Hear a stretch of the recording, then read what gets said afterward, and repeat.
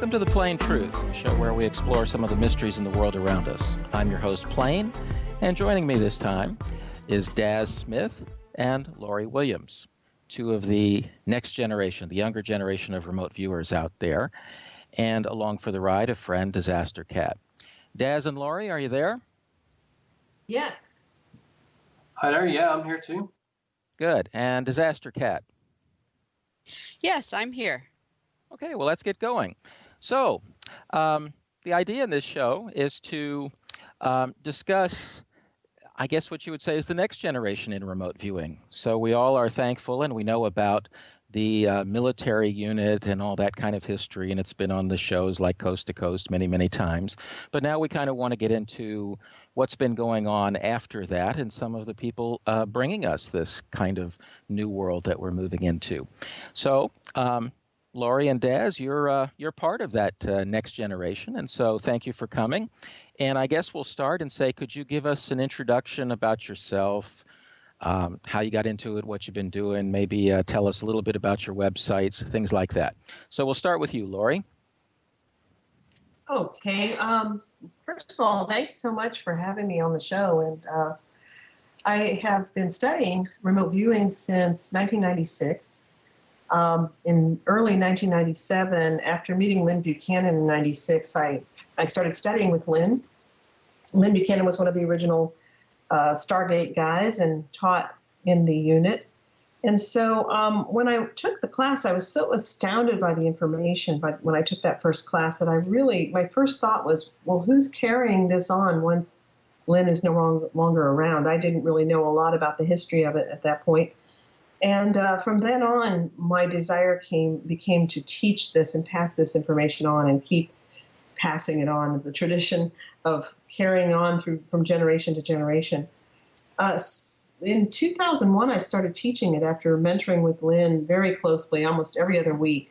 He told me if I wanted to teach it, I needed to be at every class he taught. And he, at that time, was teaching every other weekend. So I would get off work and drive 6 hours on a Friday to meet up with him and join in on the class and then drive back and go back to work on Monday. And I started teaching in 2001, started with the basic class and then progressed to teaching basic, intermediate, and advanced. Now I teach medical applications and several other courses, a course that I developed called Beyond Advanced, Professional Remote Viewing. And so I've been doing this and have now taught close to 800 students.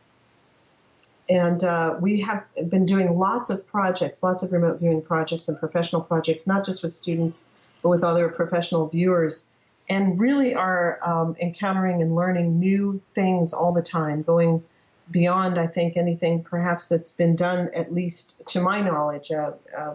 And Daz has been participating in that with us as well, and sometimes even guiding in some areas. So I'm happy to be on the show with Daz. Okay, well, thank you for that. Now, also, maybe you could give us your website. Yes, I have a website. It's www.intuitivespecialists.com. That's an S at the end of specialists. And there you'll find a lot of information about remote viewing, schedule of classes, and things like that. Okay. And then before you got into remote viewing, were you into social work? What kind of work were you doing?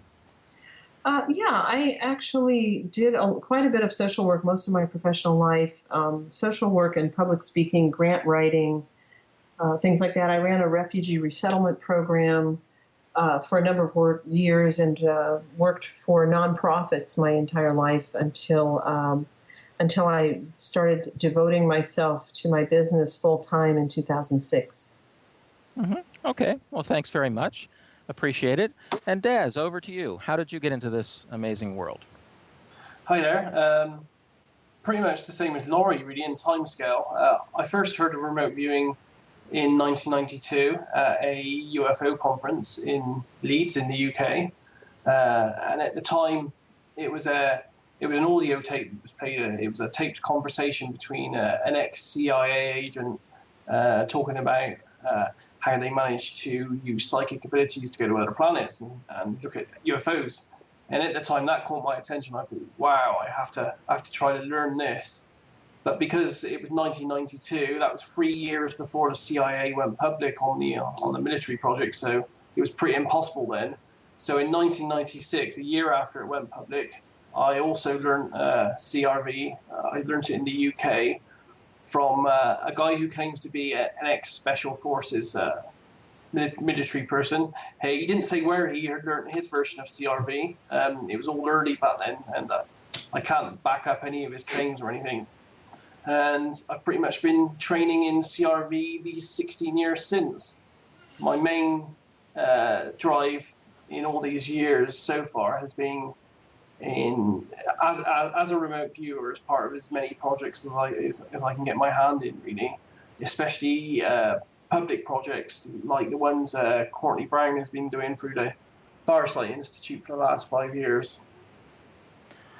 Well, that's in and of itself a big topic, or an interesting topic. I think a large percentage of our audience is likely to be aware of Courtney's projects and kind of want to hear from the inside how it worked for those who actually did it. So I suppose that's a good segue into that. How long have you been working on those? And I guess then one other big question is the whole climate change project. What do you think now in hindsight? I've been working with Courtney for about 5 years now, I believe, on a large range of projects, really, because we did the climate change project, and we did some projects looking at mysteries, and some of those are still ongoing, and they're going well. But the climate change projects, I think we got really accurate data, bearing in mind that the project was started in 2008, I believe, and it was a project to try to discern what the climate was going to be like in 2013. And it seems to have been pretty accurate, I believe, as we can see right now with the data we got, in the Philippines. Some of the data we said were going to happen is definitely happening. Mm-hmm. Well, to those of us who weren't involved, it seemed like it was bringing in some other issues. The whole question of timelines and yes. I think it seemed like it was complicating things a bit. And we actually interviewed Courtney not that long ago, and he was, I don't know, I mean, he's a really strong believer in the whole timeline thesis, and 18% of physicists now believe it and that kind of thing. And so that is really important, and that kind of perspective. And not saying that's necessarily wrong, but it certainly is adding a layer to the whole question. It is, yeah. And I'm not bearing in mind when I participated in the project, and it wasn't just me, it was many other remote viewers from 3 or 4 different schools. When we participated in this, we didn't have any foreknowledge on what the project was really going to be about, or what the locations were on the planet, or even any of this timeline stuff that was revealed to us after doing the entire project. And to be honest, I don't know about the different timelines. I try not to get involved with any of that theoretical stuff, really. I'm just a remote viewer, and all I can do is report what comes into my mind, what I see. So as far as that project is concerned, for me, I was tasked with describing targets in 2008, then looking at them in 2013 to see if there were any differences. And all I'm really concerned with is, did we predictively come up with the right predictive data in it? It seems like we did, because we were even predictively said that the Earth was going to be hit by a large meteor, which was going to cause damage and all this kind of stuff. And at the time, you can go back and see the blog reports online. People were laughing at us, saying, "Oh, these guys are crazy to report the Earth's going to be hit by a meteor." And of course, we had the Russian meteor event very early this year. Mm-hmm. Oh, very true, very true. Well, again, that's also one of the limitations of how you make these things. I think different people commented that what result would have been significant. I mean, I mean, the level of the oceans didn't rise or sink. So what exactly were we expecting?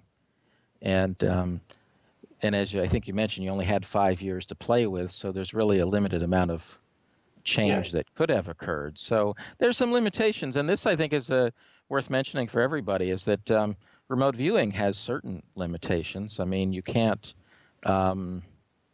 expect something more dramatic than what actually happens.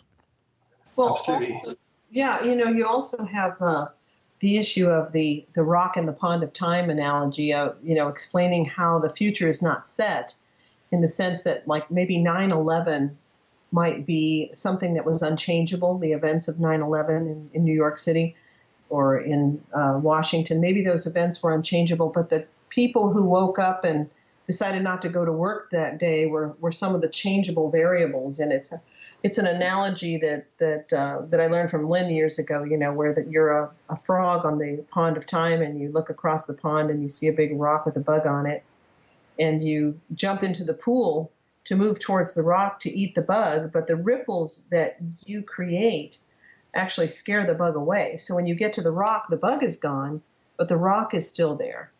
And the whole key to that is that the future is not set. So oftentimes when we're looking across the pond of time, things are, a little bit variable there. And so they may look across the pond of time and see ocean levels rising or see storms or whatever, and not be able to get an exact fix on the timing, on the time frames, or the time frames can be stretched out according to the way that the remote viewer interprets it, so that the remote viewer gets a little bit of what we call rubber banding effect, where there's a little bit of stretchiness in the exact years that are picked. So that can be a pretty dicey thing when you're trying to predict the future exactly on a time frame. A question here, Daz, you mentioned CRV, and I think we might want to define that as controlled remote viewing. And that's kind of using certain protocols originally developed out of the government, the U.S. government system. But then there's another one called ARV, Associative. And for both of you, what do you think of ARV with the future? Do you think because of that bug on the pond, that rock on the pond, that ARV has got some limit, 65%, 70%, something like that? Yes, I think ARV has some limits to it as well. If it didn't have limits to it, we would all be winning the lottery. We wouldn't be having this discussion, is what you're saying. Right. We would all be rich psychics right now. And we'd be on one of those ocean islands from Courtney's project, only we'd be enjoying it. That's a fair... Daz, what do you think? Well, with the ARV, it's definitely possible, and I've seen through research and through the groups that I've personally worked with that people are getting good results. Up to 80% accuracy. The problem they're having is sustaining that accuracy. And one of the things we have to be aware of is human beings as well, is that we tend to overcomplicate things, and things may be a bit more simplistic in the universe. And just because we want to win the lottery, it doesn't mean it's in the life plan for us to do that. Exactly. That's a really good point. Also, as an instructor, and I teach ARV. In fact, I have a class coming up in a couple of weeks. But I love ARV, and it can be very accurate. But one of these situations, years ago, I think it was 1998, I was asked to participate in a project that was kind of a research project into precognition. And without knowing what I was doing, I was being asked to do a 500 very short, very quick targets a day. And they were very brief. I mean, it was really a matter of just making a symbol that we call an ideogram, and then determining whether that symbol represented animal, vegetable, or mineral. And those three things had been associated with a stock goes up, a stock goes down, or a stock stays the same. When I didn't know what I was doing, and my husband at the time was participating in the experiment as well. So here we had a set of 500 numbers, and all we had to do was do a quick scribble say either animal, vegetable, or mineral. That's all we had to do. And we did that every day. It took about an hour a day. And at the end of the week, we were told by one of the researchers, oh my gosh, you correctly predicted the movement of the S&P 500 up with 98% accuracy for an entire week, every single day. So that looked like the researcher had found the geese that laid the golden eggs. But as soon as we knew it had something to do with the stock market, we did it again the next week every day, and we were 98% inaccurate. And we had no idea why, because we were trying just as hard. We were, we thought we were just as enthusiastic. But it's almost as though the subconscious mind has a personality all its own and decides what it likes and doesn't like. And when it doesn't want to cooperate, it can just totally shut down. And 98% inaccurate was actually way above chance for the inaccuracy, but not nearly as helpful, So we've been since learning a lot about the subconscious mind and its desire to participate or not to participate, and how that plays into the accuracy and the long-term sustainability of associative remote viewing. Well, I think you may be bringing up a very important topic for people, and that is to, what shall we say, for financial things. To make money at psychic stuff like remote viewing may have two aspects to it. There may be the technical side of what you're doing, but then maybe you've got to convince your subconscious that that's what you ought to be doing. That's true. And you maybe might it's not so keen on you winning $1 million. You might want it, but maybe your subconscious doesn't. Absolutely. Yeah. And who knows? The subconscious might be right. I mean, a lot of us, if out of the blue we were to get $1 million, might do something foolish. So there is that possibility. But I also think, having done some of this, I think that another side is somehow, like with ARV and stock prices or something, it just really seems so darn dry. Like it's boring. It is boring. It's much more exciting. There's, to view the collision of a plane, or a dramatic event, and the subconscious mind seems much more willing to look at that sort of thing. We talk about that. For example, if I were to try to view Pearl Harbor, and I might just naturally view the bombing of Pearl Harbor, a less, or an inexperienced new viewer would be drawn to something dramatic like an explosion rather than viewing current time Pearl Harbor, for example. Well, if you were, or when you teach ARV, how do you go about trying to, I guess you would say, keep people interested, or their subconscious interested? I think the clue is keeping things varied, because the subconscious can get bored very quickly. So if you keep it light and like a game, almost as though the subconscious is a child, then you, as long as it's fun, there tends to be an interest level. And we've also found that it's helpful to include an option that says, basically, I don't want to play today. You know what I mean? So let's say we had the issue of we're getting an association between different things, and we say, okay, we have the choice of I am going to buy this stock today, I'm going to not buy this stock today, or today my subconscious mind would just rather not play. And I have those three choices, and I have someone like my husband or something pick 3 photographs that he randomly associates with those 3 options. And if I happen to describe the photograph that says, I don't want to play today, then I just know that my subconscious mind is showing me, oh, I can do this, but I just am not interested in answering your question today. And that way you're giving the subconscious mind a choice. And I think it tends to behave better and respond better when it has a choice and things are varied and you're keeping things fun. Hadn't really thought of it quite. I always thought of it in terms of having a pass option, but not as much as like, get me out of here. I'm not in the mood. But that might be a more accurate description of it, really. Sometimes I don't think it's that you want to pass; it's that you just don't feel like doing it. Des, what about you? You've done ARV. What is your take on? Well, I find that ARV really helpful and really good for short periods of time. I find that if I'm involved, or if I try to get involved in a long-term ARV project, I do get bored very, very fast. And the moment I even think about getting bored, then my results just go right out the window.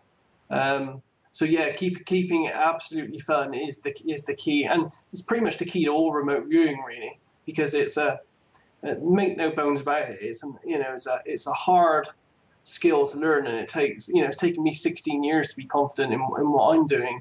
And it's a bit like learning a martial art. You can't go into it with your eyes closed, really.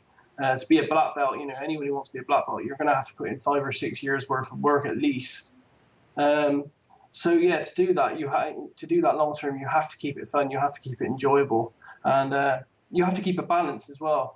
I've seen many results where people who do long term ARV find a total degradation of their normal remote viewing, and the same with people that spend all their time doing normal remote viewing. They also find it hard to do ARV. So it's good to keep a balance, and a healthy balance, like everything in life, if you want to get good results. I know that as a natural psychic, I find that I'm much more involved if the questions are interesting and something I'm actually interested in. And sometimes, and also I notice at certain periods of time, I find it easier to read and easier to get questions. And there's sometimes, I just have to take a break. So I wonder if there's something similar in that. But again, I've definitely noticed the engagement that, if it's something really boring, and particularly like, I really sometimes get frustrated reading it like fairs or something, where you get this endless parade of young girls who want to know about their boyfriends and then get upset when you say, well, yeah, you see a husband maybe 5 or 10 years from now, and they're just like, 5 years, and they're 18. And I can almost predict who's going to ask me these sorts of questions, and not necessarily from a psychic viewpoint, but just because you could just kind of tell. So I wonder if that's something sort of similar to what you're talking about. Particularly, I can really see how I actually participated once at a stock market guessing game, and I remember being pretty bored by the end of it. It can get excruciatingly boring. So when I teach ARV, I make it I create a bunch of fun things to do. Card games. I have a complete roulette setup to play. We do sports games and predict the outcomes. We do some stock market. We do some pick 3 and lottery stuff. And we do a bunch of things in the class, and we make all of them games. We make them all fun, and we try to find as many ways to get the information as we can too. So it's not only what you're doing as far as, do I do stock market or do I do dog races or whatever, but it's also the methods you're using have to be very varied so that you have a lot of fun. And there's a lot of methods within the associative remote viewing that you can use, working through your body, sensory mechanisms, and creating timelines on pieces of paper, and doing all kinds of things that'll make it lots of fun. And is associative remote viewing sort of when you take one thing to make it represent something else? Exactly. Yes. You take something that's hard to pinpoint as a psychic, or hard to pinpoint as a remote viewer, and you associate it to something easy that works through the body, like a temperature, a smell, a taste, a sound, and a color, a flash of light. And so you can do that when you're like out and about during the day. You could, for example, you're at the grocery store and you want to know which line at the checkout is going to get you through quicker. And so you ask yourself, you say, well, I'm going to look at all these lines, and the one that's going to get me through the quickest is I'm going to hear a ding sound in my mind. And then you hear this ding, and you get in that line, and it turns out that line gets you through the quickest. And even though maybe it wasn't the shortest line, you can. There's just a lot of different ways you can play games with yourself. And as long as you're in this habit of playing these games, and you have developed a kind of a happy relationship with your subconscious mind, then it can really, it can end up being something that you can do on a regular basis and not be so bored with it. In fact, hopefully not be bored at all. Thank you. That's really interesting. I'm really thinking about that one. Well, there's so much you can do, whether it's when you're driving, thinking about the color of the oncoming next car, that kind of thing. I mean, there's just a long list of things you can do that kind of can take something that's normally boring, like, getting in line to pay, and then make it a little bit more interesting. Speaking of these different ways of doing things, that kind of raises the question, we're talking about all this variety. So what does a work week look like for a professional remote viewer? What kind of variety can you put in there, or what do you try to do? Des, how might a week go? Generally, for me, it's pretty boring, really, because it's mainly practice. I usually practice as much as possible, which for me is, if I can do it, 2 to 3 practice sessions a week. And I usually like to have a day off in between remote viewing, because I find that it can be a bit of a drain and you can overtrain. But there again, if I have a project on at the same time, it's just trying to mix it up as much as possible. So, a Monday might be a practice, a Wednesday might be a project, then a Friday might be another project or another practice. So it's just varying as much as possible, really. But, it has been, and it is hard work, and it's been a continual 16 years of practice non-stop, really. And also, I find, too, that so that you don't get too unbalanced, you have to incorporate other things. Like, for example, Daz, you have children, right? So you're splicing in your life with all this. So you're in Daz's case, he's probably with his kids. I'm with grandkids. I have quite a few grandkids. So you want to splice in regular life as well. So you go for walks, you take baths, you cook meals. If you have a hobby, like you play the guitar and sing, or you go have lunch with a friend, you've got to incorporate those kinds of things to create balance. You can't just be doing psychic work 24/7, because your subconscious gets sick of that very quickly, and it gets tired as well. And so you have to incorporate breaks. And since my full-time work, since I don't have a regular job, I mean, like an 8 to 5 job or whatever, my full-time work is my business. And when I have projects going on, I usually have a project that I'm remote viewing on, a project that I am maybe a project manager on, and helping other viewers or getting information with other viewers.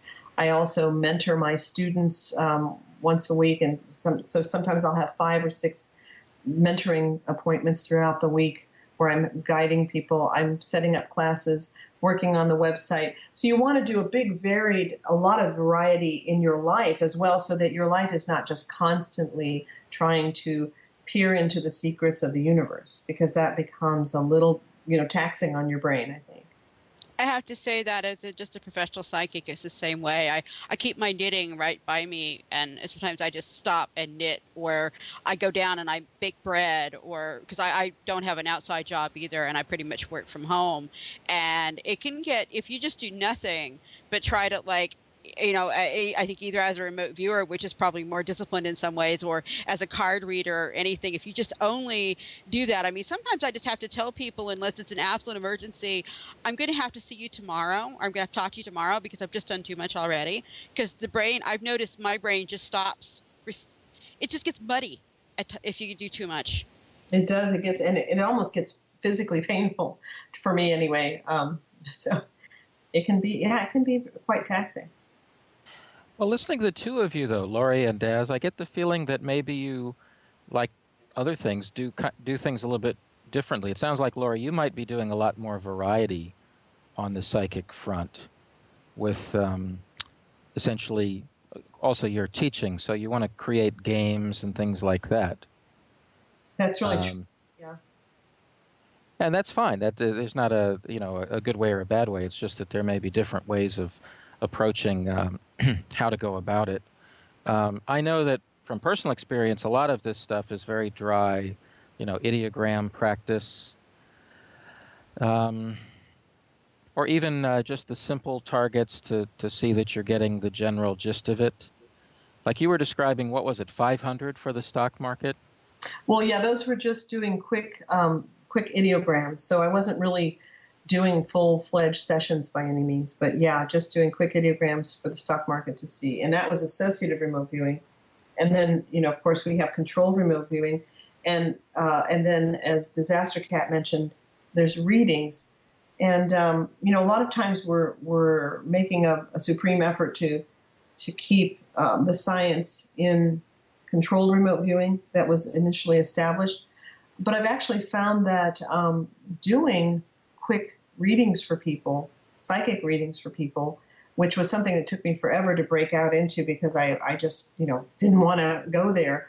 But I found that I actually do quick remote viewing sessions when I do that, and it actually has improved my remote viewing exponentially, and it creates a fun way for me to practice and get instant feedback, so to speak, which is kind of a reward for the subconscious, and it becomes another way of practicing.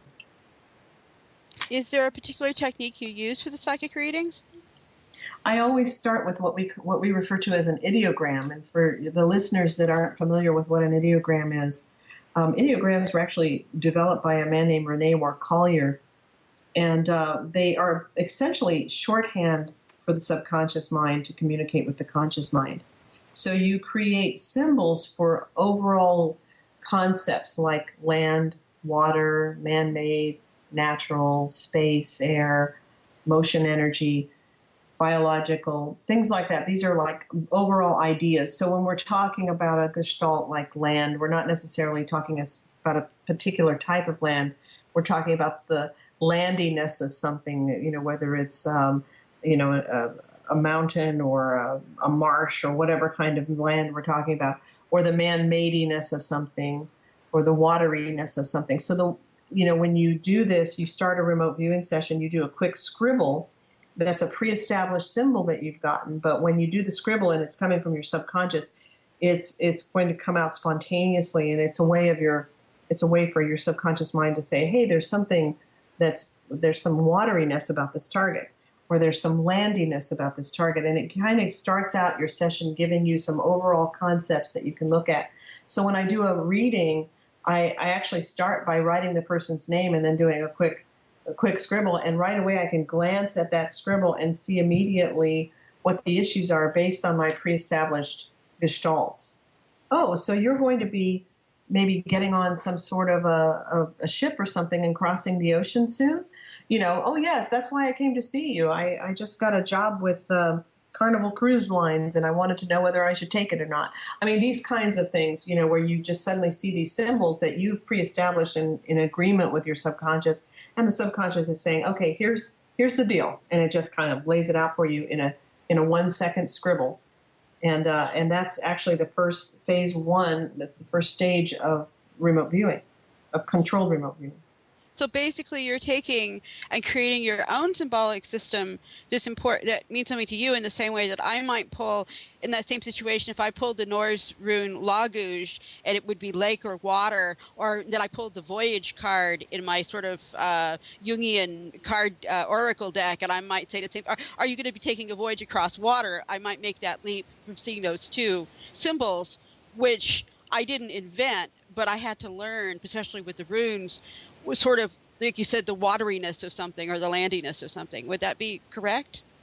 Well, yeah. I mean, you're going after the same result. The difference is that with controlled remote viewing, what we're trying to do is establish a relationship with our own subconscious and get to know it. And we want to get to know it. And so by creating our own symbols, it's a way to open that door so that your subconscious mind can communicate with you on a regular basis. And then you progress from these little scribble symbols to more and more detailed information. So yeah, it kind of works the same way. The only difference is you're going with something that's been established by someone else, or through another culture or whatever, and we're using kind of a shorthand that our subconscious mind has created for us. That's really interesting. Again, thank you. That gives me a lot to think about too. Disaster Cat, these ideograms that you create kind of are an entrance into the matrix, I guess you would say. You can touch them and get a feeling for them, or otherwise get more information from them.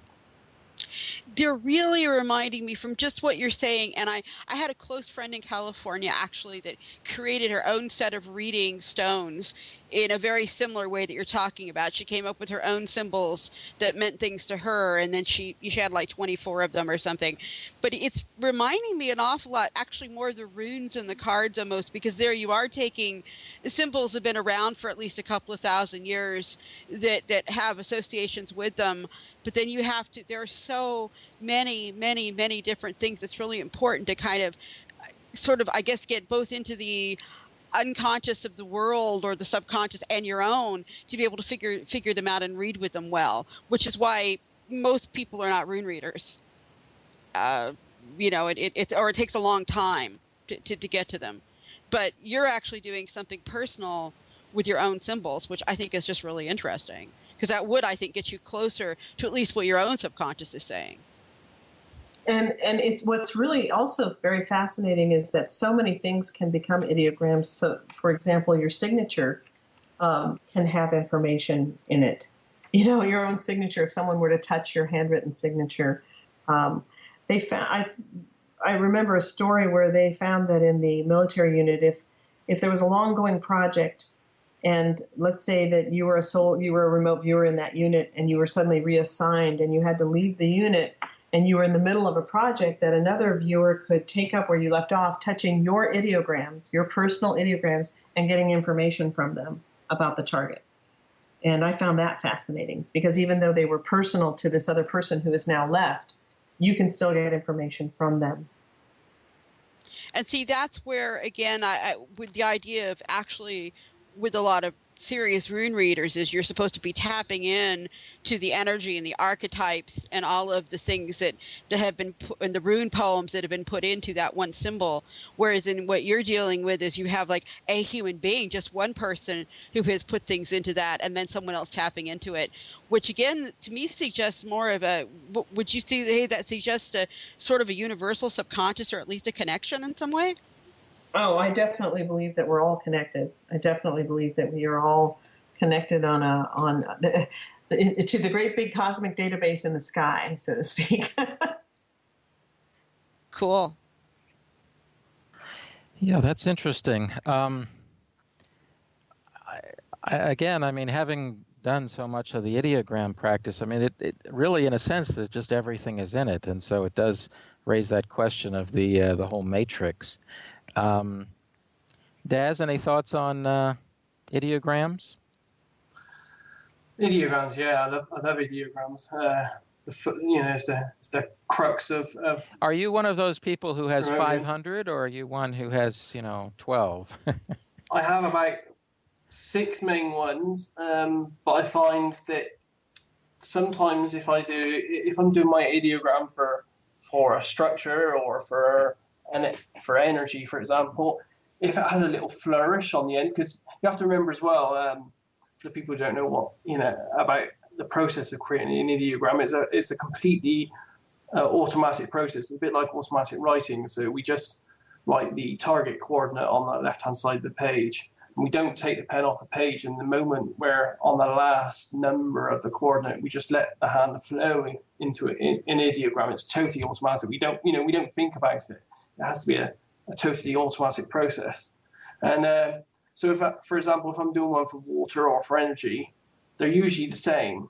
And I usually have about 5 or 6, and I can pretty much make up the entire world from 5 or 6 ideograms.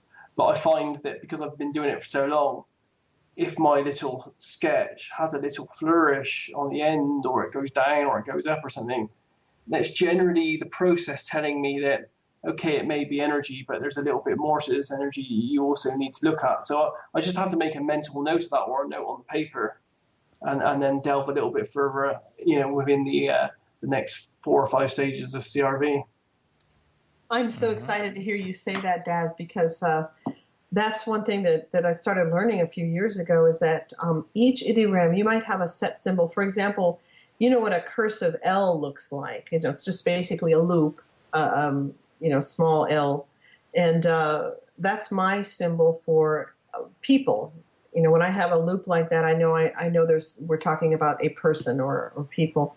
And over the years, when I would do one, if I would do an ideogram and there would be a loop that's kind of crooked or upside down or sideways or the nuances of what that is telling me has become very detailed, and so it's just basically one ideogram, but it has nuances based on the position it's in, the shape of it, even the vigor with which it's done.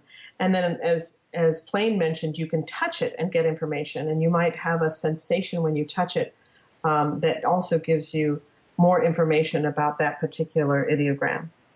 And so that's really, for me, that was a really exciting discovery several years ago, and it's opened amazing doors in my intuitive development. And I love teaching it to my students now. They love learning about the intricacies of ideograms, which I usually get into in the, not just in basic class, but in intermediate and advanced classes. And if, okay, so this L, the cursive L is for, let's say, people. Would it be the same for one person as for, let's say, 5? And would it be the same for, let's say, a small person, let's say a boy or a girl, as opposed to a big sports guy? Well, in my personal thing, now it might be for, the answer for that would be different for every remote viewer, because it would be depending on them. But for me personally, if generally that loop means either a person or people. And I usually, if there's multiple people that we're talking about, I might get multiple loops, just letting me know there's more than one. The loops then, the nature of the loops will tell me more about that person. And we're talking about a split-second little package of information, if you will. So this is like, as Daz mentioned, it's a quick, mindless scribble that's done just, like in the split second, and it's completely subconscious. And then I look at it and go, oh my gosh, that's, I can right away kind of tell if, if there's something wrong with the person, or if there's multiple people or whatever. And then as we get into the subsequent stages of the controlled remote viewing, you get more and more detail, greater and greater information that's coming through, to the point that when we're doing a full-fledged project, I might end up on my first go-round of the project with over 200 perceptions. And we're usually hoping for 85 to 95% accuracy out of that many perceptions. Mm-hmm. Does that answer your question? I hope I didn't diverge too farly. No. I personally, I mean, for me, two cursive L's would mean plural, or maybe even plural isn't the right word. Obviously plural, like many perhaps, and then the size of the loop might tell you about basically how big the item is. I mean, a lion would be different from a cat, that kind of thing. Yeah. And there's a line between, human and then otherwise living, like animal. But there's an overlap, and these things can change over time, and really it's all up to practice, and that's the hard thing that Daz got into. It's really a martial art, and so to be on top of your game, it's the practice that's needed. It really is. And then, so what I've been working on is I've been trying to come up with some really fun and diverse ways to practice so that you can still get the same outcome of, for example, practicing your ideograms, but create some new ways to do it as well, so that in addition to the way that we're all used to, where you're just making these symbols as you're hearing the words, as your subconscious mind wants to give you new ones, and you can come up with several different ways to practice your ideograms by doing a quick phase 1 target, where you just quickly have somebody pick out a picture for you, and you quickly do a number of symbols to see which gestalts are present in that one target. And that way, as things start to change and you look at the feedback picture, you then know what changes are taking place in your development of ideograms and that sort of thing. That's another way to develop that. And then there are other games we play as well to help the students practice their ideograms on a regular basis. Yeah, well, that's, as you're a teacher, this is all very important. And I can tell you from having gone through as a student for a long time that it really is helpful to have good teachers, and then the students help, your fellow students helping you, because It's a lot of work. There's no other way around that. But while we're discussing this, I think why don't we move into one of the topics of today's show, which is how might things have changed in the remote viewing world from, let's say, 15 years ago, or when it was just coming out and had been out for a few years, maybe 10 years ago or so? Because I think a lot of people are curious about this. Daz, any thoughts on that? Well, we still have a few squabbles within the field, but you get that within any field where science is involved, really, because we still don't know how remote viewing works. So there are endless theories on this that people are always fighting between. But the main changes I've seen really over the last 10 years are that, and it's only happened the last 2 years really, is that I can see a lot more people trained in CRV coming together in small little projects. I've done some project work with Laurie, and I've done some project work with 5 or 6 other small little groups of people, of trained remote viewers from all over the world. So we only can really communicate through the internet. We get together on projects, and these are real projects for maybe a humanitarian need, or it may be a project like for Courtney Brown, which has a public element, or maybe proper paid-for client work. And I've seen a lot more paid-for client work the last couple of years. Well, that's good. I think a lot of people wonder, and there's a lot of discussion about, why are there so few publicly visible cases of remote viewing?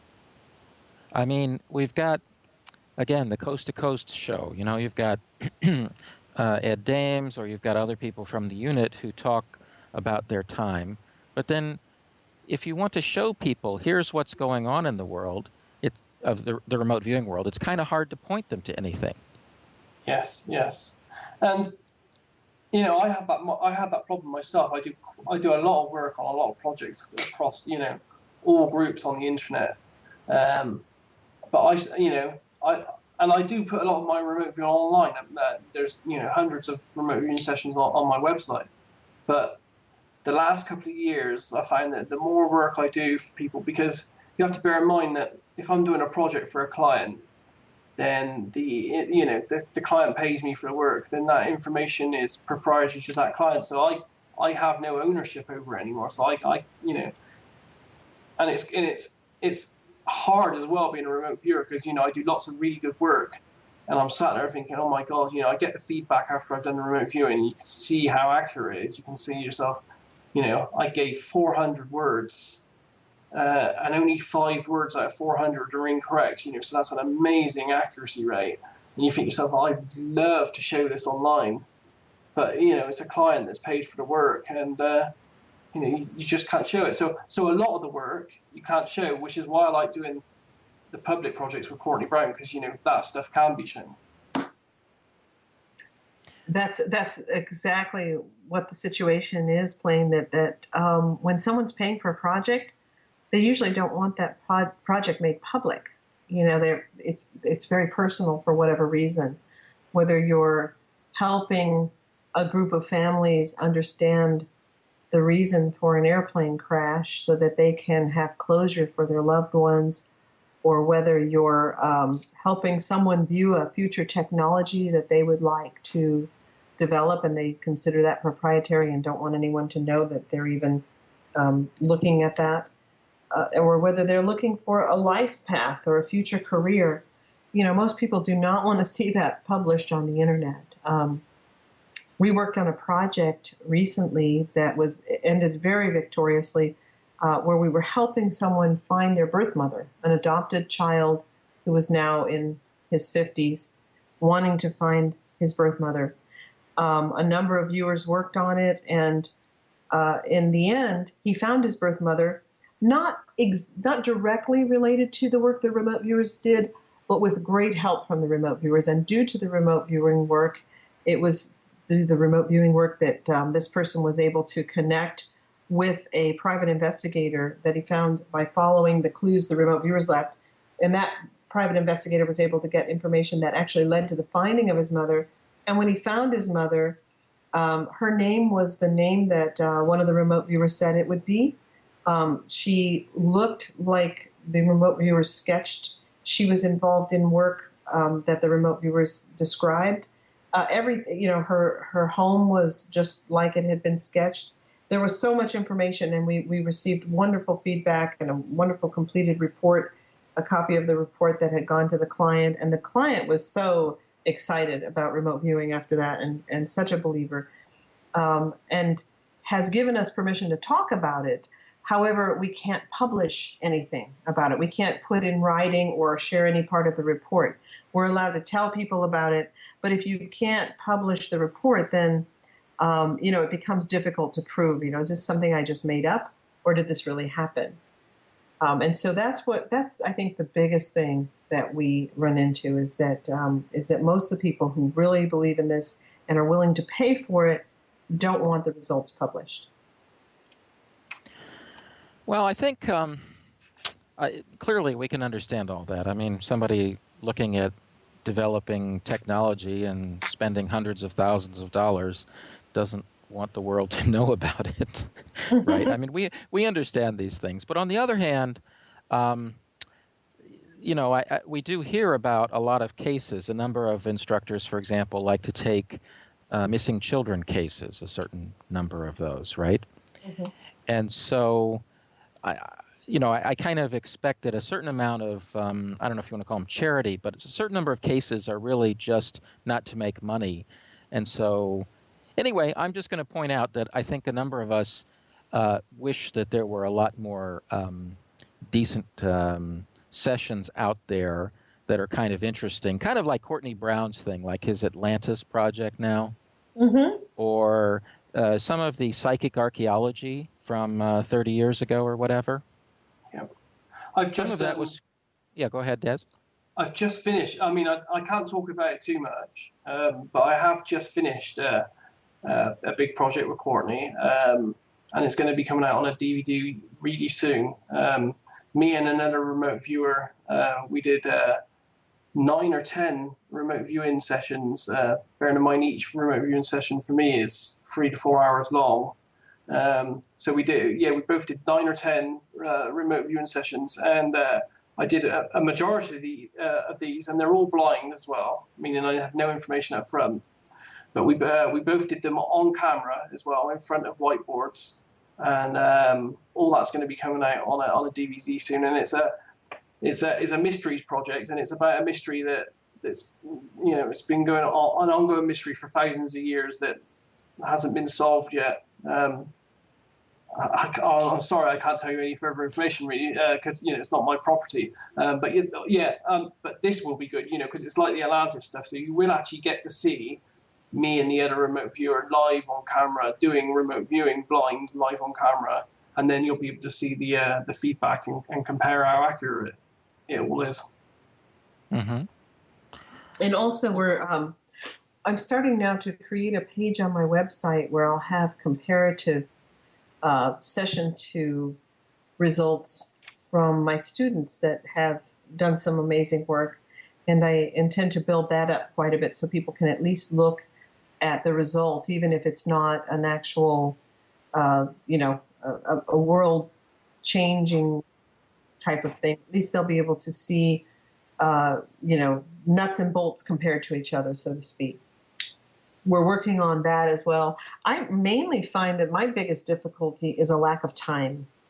When I'm trying to plan classes and I've got students needing help and things like that getting involved in a big project, I really admire Courtney for the time that he takes to do that, because it's a lot of work to manage a project like that and manage viewers and keep everything very clean and pure from a research standpoint. That's something that's very difficult to do and takes an enormous amount of time and effort. Yeah, he deserves full marks for managing to, in some senses, do what nobody else does, which is constantly come up with projects and take them from start to finish. Mm-hmm. He really does. In a public way. I mean, there's no question about that. I think that we just want more. What can I say? The public's always greedy. right? We want more, and we want it for free. Psychic archaeology books and things like that. Yeah, that was going to be my question, actually, because I first got interested in a lot of things. I was reading in high school. I think it was the Alexandria Project, or maybe slightly out of there. And didn't actually become an archaeologist, but I went on to study history and archaeology. And I wondered if anything is actually being done with that is out, that anyone's aware of, or if that's just kind of. I know that mainstream archaeology didn't like it very much, but I also know if you talk to actual archaeologists, practically all of them will tell you that at one time or another, they've just had a feeling they should look at such and such. And if they do that, they find so and so. I'm involved in an archaeology project right now that I'm finding very fascinating. And it's a privately funded project. And so, and I've done several in my career, and they're one of my favorite things to work on, are archaeology projects. And this one, if it ended up leading to something, might end up becoming a published thing, but I'm not sure yet. We'll have to see. We're still kind of in the beginning stages at this point. Thank you. I'm glad to hear that. Yeah, it was just fascinating to read those books, the Alexandria Project, and I forget all of the ones, but in Egypt and I guess in the submarine off the coast of California, different things that mostly Stephen Schwartz was working on. They were really quite fascinating, and it's disappointing that that happened 30 years ago or whatever, and we still don't really have anything like that going on today. I think the real reason is because if you're mainstream, it's the end of your career if you admit it, which is probably why the projects that are out there are very privately funded and probably held very close. Yeah, I think so. Yeah, I think so too. But I guess getting into this, when we're discussing the types of projects out there and why people get into it, it might be worthwhile bringing one of the biggest questions of all in the remote viewing world, or probably the psychic world, and that would be, what's in it for me? So let's approach it from a selfish point of view, and somebody's interested in becoming a student. So Lori, you're the teacher here, so you can, and indeed I saw one of your speeches at the remote viewing conference where you talked about practical uses or that kind of thing. So why don't we discuss that a little bit, Lori? What are some of the things that people can gain from studying remote viewing? It's really fascinating because I'm always asked that question, and I come up with so many different answers. And then my students continue to amaze me with other inventive ways that they come up with using CRV. I have a student right now that's studying with me who's considering she's considering getting a transfer. She's applied for a transfer to another location. And she goes, oh my gosh, in what you're teaching me right now, I can use this to find the next place that, if she gets the transfer, to find my house when I'm going to be in this new place and locate it using the information that you just taught me today. So she was very excited, and we went over together how she would go about doing that, how she would pinpoint her new location, and the type of phraseology she would have to use. We call that tasking. But the type of phrasing to know exactly how to ask your subconscious the right question to get the right answer. And so I have several students who've used what they learned in class to find new careers, to know which job to choose, to know what kind of person they were going to be meeting in a new romance, to help determine what they could look for down the road as far as happiness versus misery, as far as health versus illness, as far as all these things. The techniques that we're teaching, you can actually kind of gauge what's coming. Now, of course, we still have the rock in the pond of time analogy that we're dealing with, but you can get a lot of probabilities, and a lot of students have found that they can really use this to change their lives for the better, to improve it in many ways. One of the fascinating subjects that we get into in class, and this may be a bit heady for a radio show, but in talking about time loops, in discussing time loops and discussing how you can influence yourself to make better choices. Now, do you think that's a little too heady to talk about on a radio show? Well, actually, I was about to ask you about sending messages to yourself and that kind of thing. So let's get into time. I must be psychic. I picked up on that. But you must be psychic, Lori. What can we say? It's such a fascinating subject. I love teaching it. But let's say that you are at the car dealership and you're trying to decide what car to buy. And so there is a blue car that has, four-wheel drive, and you can go hiking with it up in the mountains, and you can do all these great things, and you can think of all the practical uses for this wonderful car. And then there is also a sporty two-seater that you would like to consider buying, and that one appeals to your romantic side. So you're trying to decide between these two vehicles. They both have a lot going for them. You can actually sit down and do a session and contact yourself. You can actually view yourself a year from now and view how happy you are with your choice and what your choice is. And then you can, with the smartphones especially nowadays, you could set an appointment with yourself a year from now. And a year from now, you sit down and you target yourself back at the dealership trying to make that choice. And you send a message back to yourself, giving yourself the information that you want yourself to have. And so you're creating a time loop. You've closed that loop by making sure that you sit down with your appointment to task yourself back in the past. So at the dealership, I'm targeting myself, and when I'm sitting down a year from now, targeting myself in the past, it creates a loop. And it can really help you to know and have that feeling of which choice would be the better choice and which choice I'll be happier with. And it can actually increase the amount of choices that you're happier with in life. For sure. Any personal experience that stands out? Let's see. Buying a house or, big things like that, whatever.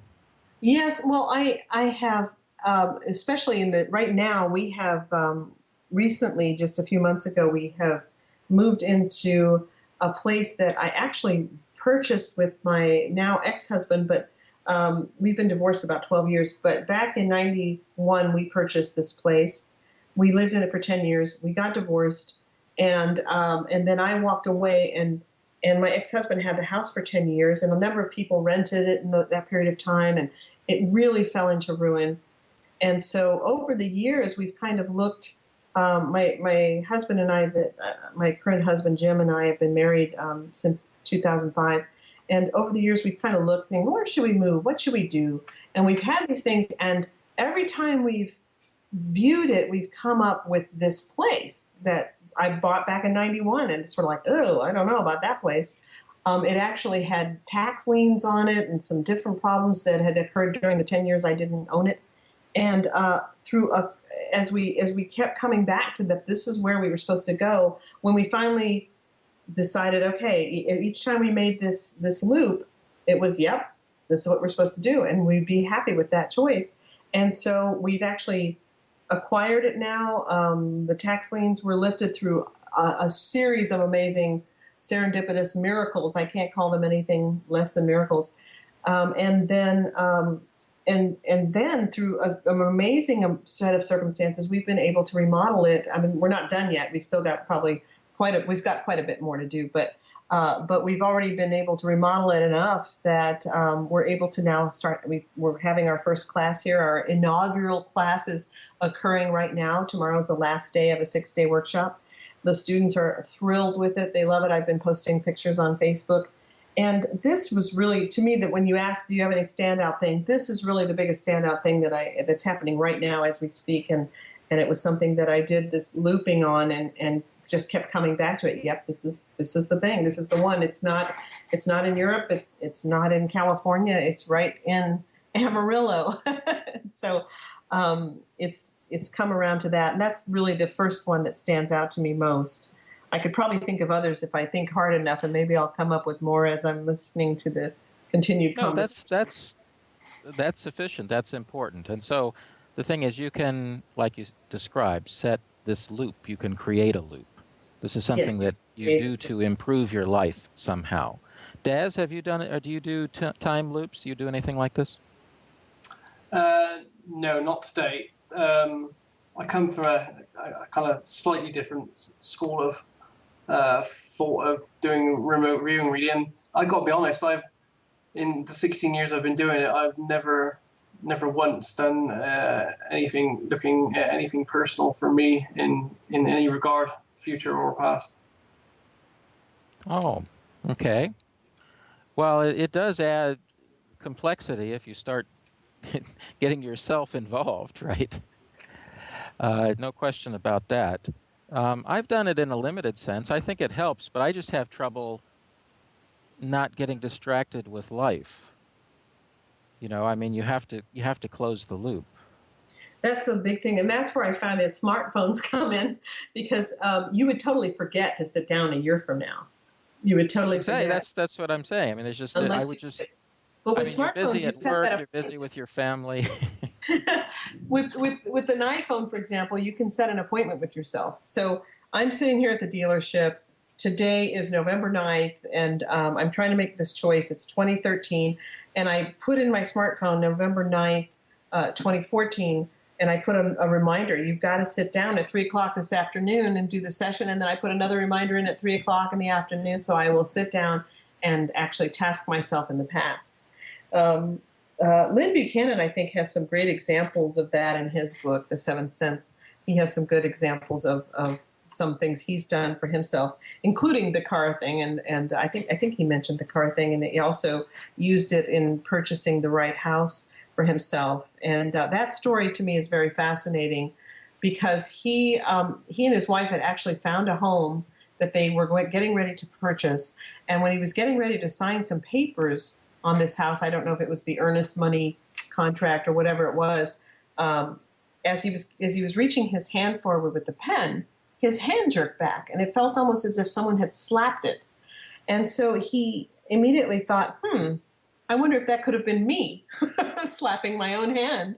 And so he turned to his wife and said, let's wait a little bit on this. And she said, sure. And so they walked out, and they continued looking. They found a wonderful house that was so much better, made a lowball offer on it, which was accepted, and they purchased it. And right after they finished purchasing that house, he sat down and did a session targeting himself back at that other place, getting ready to sign papers on the wrong house, and then slapped his hand back several times while accessing himself mentally, and closed that time loop. And I just love that story, because it's time has always been the thing that's fascinated me the most about this whole science. And I just love the idea of time. We've had several interesting time overlaps and things in our lives, and the only way we can explain them is that there's sometimes time just overlaps on itself, and you end up kind of experiencing two times simultaneously, or things like that. So time works in interesting ways, in ways that we really can't comprehend, you know. So you're going to have to write a book one of these days. I am actually in the process of writing this book. Someday it will get finished, but I am writing a book, actually, and we've had some amazing encounters with time, and the way that it works forwards and backwards, and some unexplainable things. I mean, I guess you could come up with theories of how these things have happened, but truly there is something wonderful about the mystery. You know, you can't define the mystery. And sometimes you just don't even want to try. It's just to bask in it and know that there are just going to be some things that you are going to just constantly captivate your attention that you'll never truly understand. Mm-hmm. So true, so true. Okay, let's see. What about some other things that people can profit from in some sense? Daz, have you got any suggestions? if somebody came up to you and said he's interested in learning? The main benefit for anyone that gets involved through remote viewing is the spiritual side, really.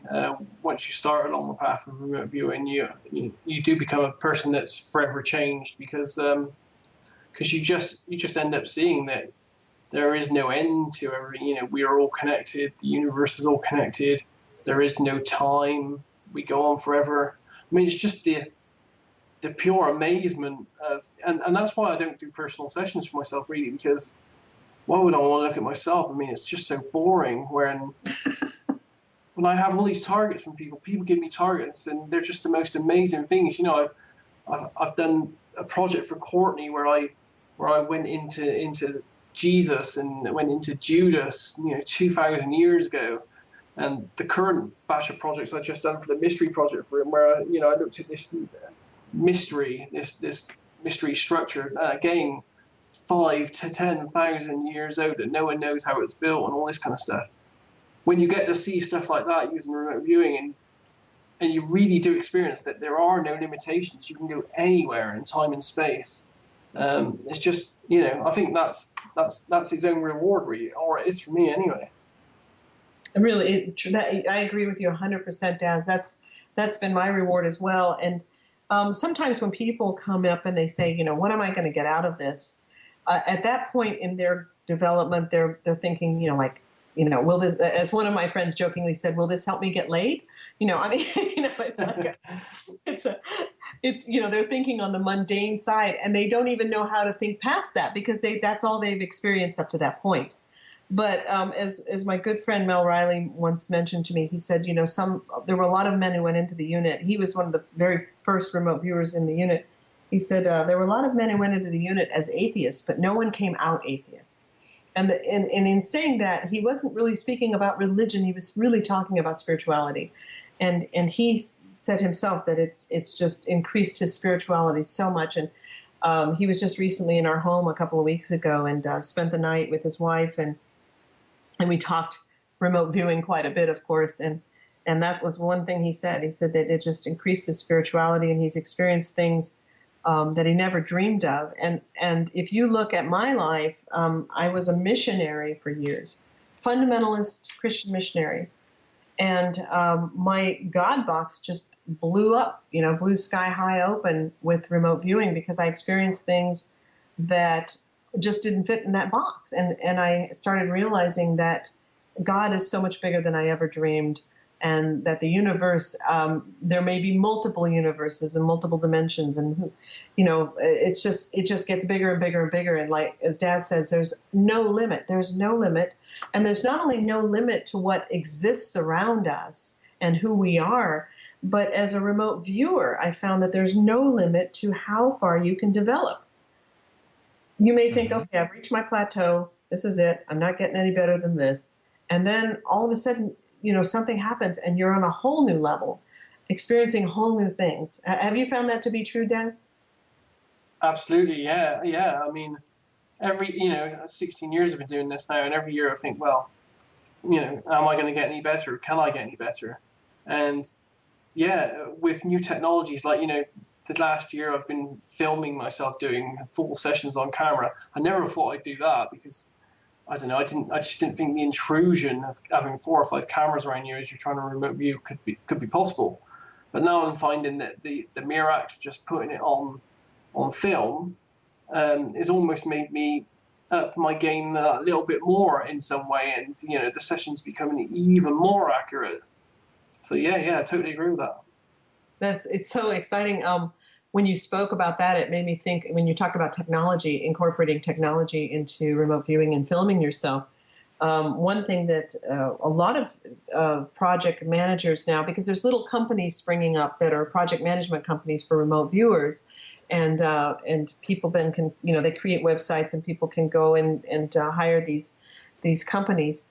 And one thing that we've been doing more and more is recording the sessions and then having reverse speech investigators or reverse speech analysts study them in reverse. And they're finding that the subconscious mind often states in reverse things that that the remote viewer would never dream of in forward speech. So David Oates, a man in Australia, came up, he started really developing this idea of reverse speech. He has a website that you can look up if you just Google reverse speech or David Oates, Oates. But one of the things in this project that we did trying to help this man find his birth mother, this man had been told that he was the result of a rape, that his mother was a young woman who had traveled here as an immigrant from Italy, that she had accepted a ride from someone who raped her, and that he was the result of that rape, and that she went to a Catholic agency who handled the adoption. It was a closed adoption, and that was the only information he had in his wanting to find his mother. Well, one of the viewers said her name in reverse. And the project manager was able to tell this guy, your mother's name is either this or this, and it was the same name, just like a little bit longer, like the difference between Anne and Anna. Her name is either Anne or Anna, and I'm using a pseudonym because I don't want to actually say what her name was, but that was a key piece of information, and that turned out to actually be her name. In another project I worked on, it was actually a murder case, and it came to us as a missing person case, and then as we worked on it, the body was found, and it quickly became a murder case within 2 days. And one of the viewers who was working on it, when his recorded session was studied in reverse, he actually named the murderer, who was later convicted of the murder, and the motive for the murder. In my own session on the case where we were trying to find the birth mother, in that case in reverse, I actually stated the true story of how this pregnancy came to be, and the situation at the time. And the woman was actually living with her aunt at the time, and she was very worried about what her aunt would think. And she actually, knew the person and had got, things got a little out of hand, and then the pregnancy resulted. And in reverse, I said things like my auntie will scold me, my auntie warned me, things like that came out in reverse in the story. And one other thing that came out in reverse was I never should have opened the door, or something to that effect. And later, when he found his birth mother and they were conversing and she was explaining what really happened, that's exactly what she said. And she said, and I never should have opened the door. And so we found it really fascinating that here's a whole new way for the subconscious to express itself via reverse speech. And most of us only knew of reverse speech from Paul is Dead in Strawberry Fields, in the Beatles album. Most of us remember those things. But it really is a fascinating science, and it's being developed more and more, and they're finding more and more uses for it. So that's another way. Yeah, I saw David Oates came to one of the remote viewing conferences a couple years back or so, and I had a trial session, and you, at least in my case, you came up with practically endless reversals. In a few minutes, you come up with a bunch of them. The question is what to do with them, because so many of them are kind of terse and a bit hard to interpret. In other words, if you're looking for making life decisions. But I'm sure that when you do a bunch of repeat sessions, it gets a lot better, and you can narrow it down, and so on and so forth. But that is also a very interesting topic. This may have been a fluke, but a friend of mine was trying to get me to get involved in some sort of multi-level marketing thing. And she gave me some CDs to listen to, and they freaked me out. All my cult lights were blinking, warning, warning. And so I was really concerned about my friend, because I didn't want her getting sucked up into a cult of some sort. So I took a little tiny portion, like just a 1-minute section from one of these CDs where this man was very passionate, because usually the more impassioned you are, the more likely that a subconscious reversal will come out. So I recorded just a 1-minute portion of this passionate sentence and played it in reverse. And in reverse, it said, the law of evil is in it. I thought, oh my gosh.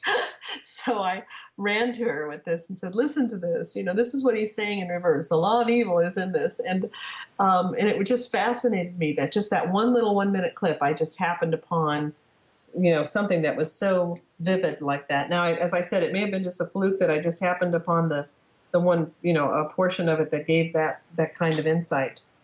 But it's great for remote viewing projects because we've had tremendous success in giving us even greater insight to the target than just an ordinary session.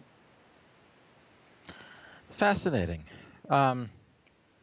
So anyway, the gist of this is your reality boxes may change.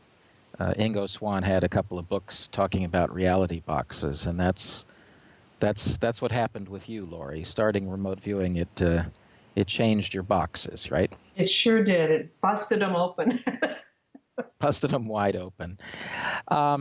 Okay, what about some other things, Lori? In your speech you gave at the conference, you talked about different things that people could... Oh, yes. There's so many ways. You can, of course, increase your decision making. You can get answers to anything you really need. Now, Daz mentioned that he's never used it for himself, but most people who are looking in what's in it for me are looking for a way to help themselves with it. And you can help yourself. You can use it to be a better parent, for example. I think I mentioned in that speech that you saw playing that I'm the mother of 7 children, plus I've raised several others. So we've always had a house just, bursting with kids. Now I have 19 grandkids. And while we were raising all these children, we always had nieces and nephews also that were living with us. And we found that sometimes keeping up with the kids was challenging, but we could do it with remote viewing. And so we could remote view on things. And my son, who is now one of my kids, who's now 33, he was just joking with me the other day, and he said, "Oh, Mom, it was really interesting growing up with parents who were remote viewers." And he told me the story, and I think I shared this at that conference, but he told me a story where he was 16 years old and a virgin, and a young lady said, "Hey, if you come to my house tonight at 2 a.m, you're going to get lucky." So he was pretty excited about that. And his bedroom was on the far end of the house, and the window was just, like a couple of feet above the ground, the bottom of the window. So all he had to do was open the window, climb out, and walk out. Our bedroom was upstairs and on the other opposite end of this very large house. So he could easily walk out and we wouldn't hear a thing. And so he planned it carefully, waited till everyone was sound asleep, very stealthily climbs out the window and walks to the end of the driveway where his dad is standing there with his arms folding saying, "You're not going to go make love to that girl. You get back in the house." Yeah, he just said, "Oh, I just learned right then and there never to try to get away with anything with you guys as parents." Several of my students have also mentioned ways that they've been able to help their children with their studies, find out where their kids are when their kids were missing or not easily accessible, and know right where to find them. We've had so many examples in our lives of times we were able to track the kids. And I was even able to prevent, my ex and I were both able to prevent our daughter getting into drugs when she was planning to start experimenting with drugs. And she kind of had some plans going, and we were able to kind of intercept that and keep that from happening. And she's now a happy, well-adjusted, married mother of 3. And, so it's been a great tool for parenting. It's a great tool for employment, finding out what your best job might be, helping decide which job to accept. There's ways you can use that, use remote viewing for this. And there's a lot of ways you can get around the whole issue of trying to work on things myself that I'm really emotionally invested in can be really tough because my emotions get involved. There's a lot of ways around that. If you get involved in a remote viewing community, you can trade with other good remote viewers and say, "Hey, I'll do a session for you, you do one for me." You can also blind yourself to the target so that you put a number of questions you need answers to in identical envelopes, mixing them up, and then mixing them in with some practice targets and doing one target a day over a period of weeks. So you never know if you're working on a practice target or a question that you're asking. and you get these answers, and then just open the envelope and see what you were doing, and there's an answer for you. There's just a plethora of ways that it can help. As I mentioned, you're moving to a new place, you're entering a new situation. You can. What about health? Health is another one. Health is a great way. I had I have a personal story on the health thing. I had a pain in my side that just would not go away. And one night in the middle of the night, I rolled over and it hurt really badly. And I was kind of in a, semi-asleep state. And I thought, okay, just to heck with this. I've just got to go in and remote view this and see what it is. So I remote viewed it, and I got a very detailed description of what I saw.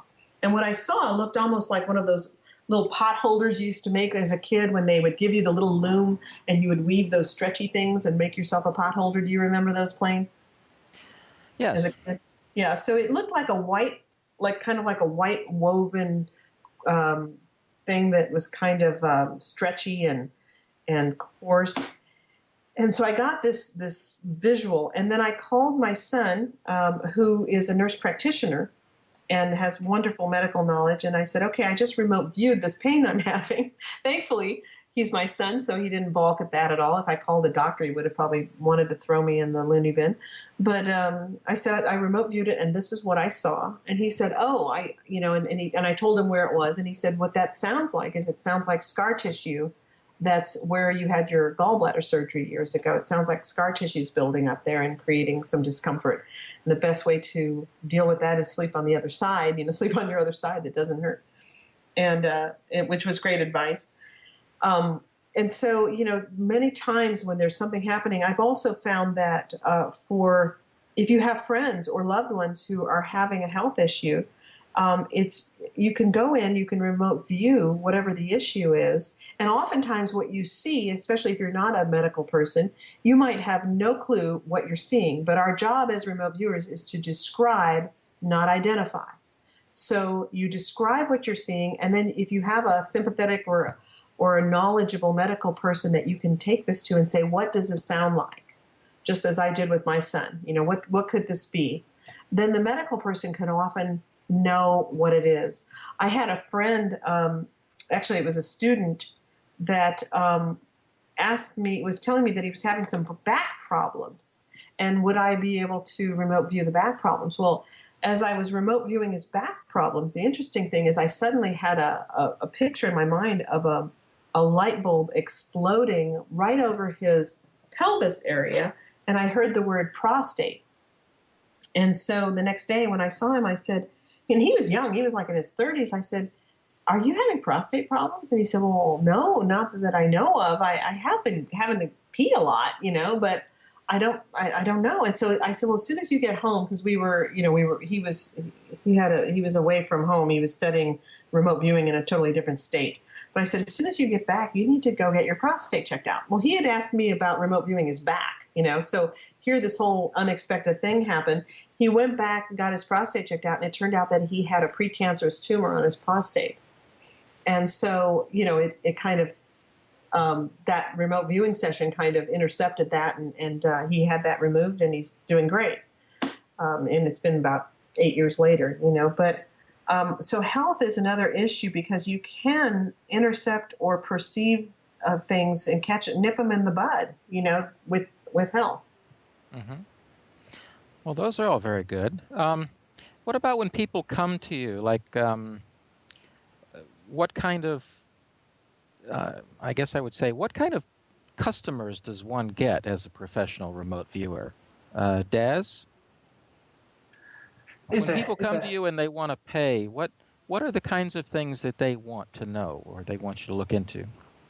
It's a big mix, really. I mean, it starts off with the small home person, and I get a lot of these requests. I get a lot of people wanting me to find their dogs or cats. Loads and loads of those. I generally turn them down. There are lots of people wanting to know what their life paths are going to be as well, and I don't really do that type of project either for people.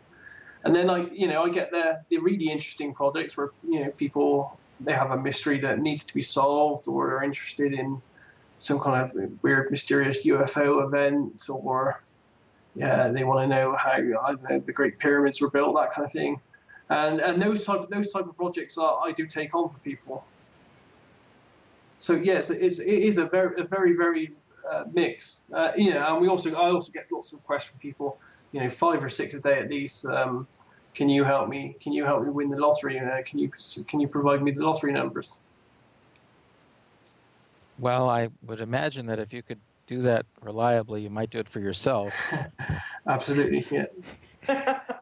There are a lot of problems with numbers, of course, and then we discussed earlier the whole subconscious maybe getting tired and otherwise numbers don't exist either. So it's very hard for a remote viewer, because what we do as remote viewers, we're not allowed to outright name the target. So if the target were a car, we're not allowed to come out and say, with our remote viewing, the target is a car. We have to say, it's hard, it's solid, it feels metallic, feels like it's moving.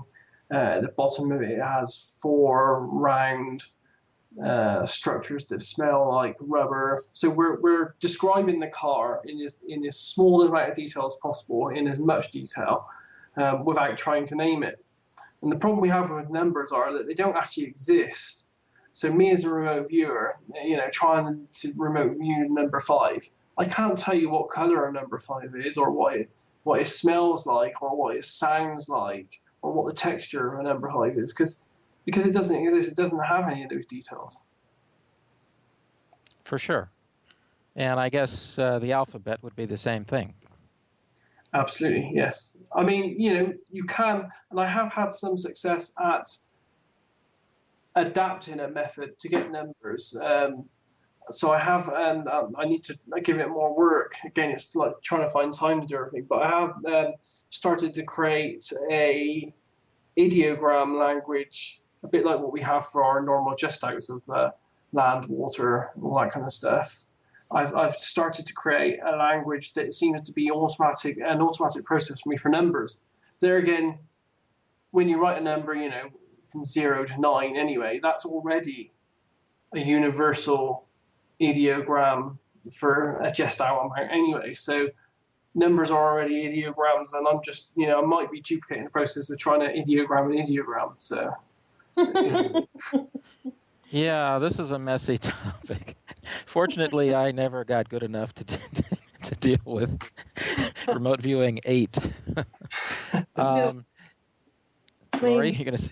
You had asked some interesting questions, and in talking about what you get out of remote viewing, one of the things that my husband and I really enjoy is, Daz was talking about viewing UFO projects or viewing, the mysteries of the universe and how the pyramids were built and things like that.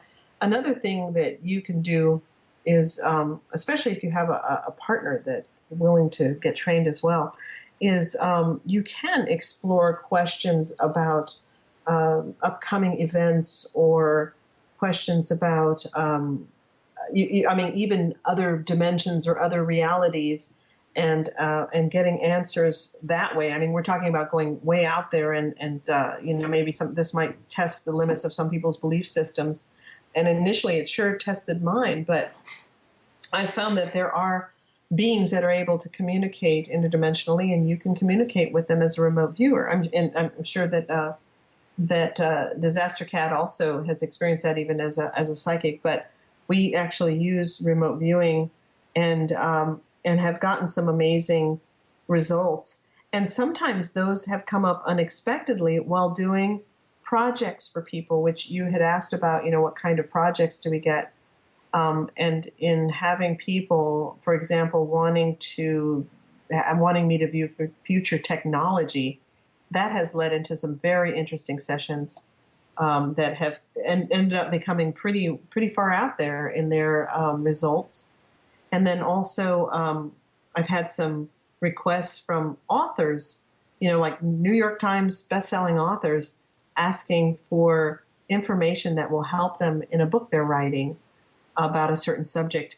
One author was writing a book about a historical figure, and there was a lot that was known about the journeys of this figure, of this famous person, but there were some mysteries that weren't known. And she wanted to write a historical fiction novel about it and asked me to remote view that. And of course, I started out not knowing anything, because anyone who wants me to remote view contacts Jim instead of contacting me, so that I can enter into the project completely without knowing anything at all. And so Jim sat down with me and said, okay, here's your next project. The target is a journey. Describe the journey.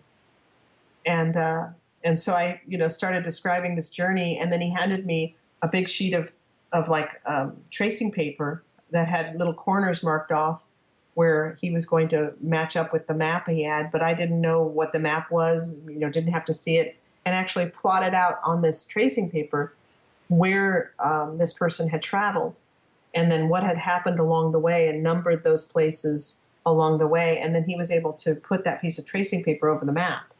And then through that, the author was able to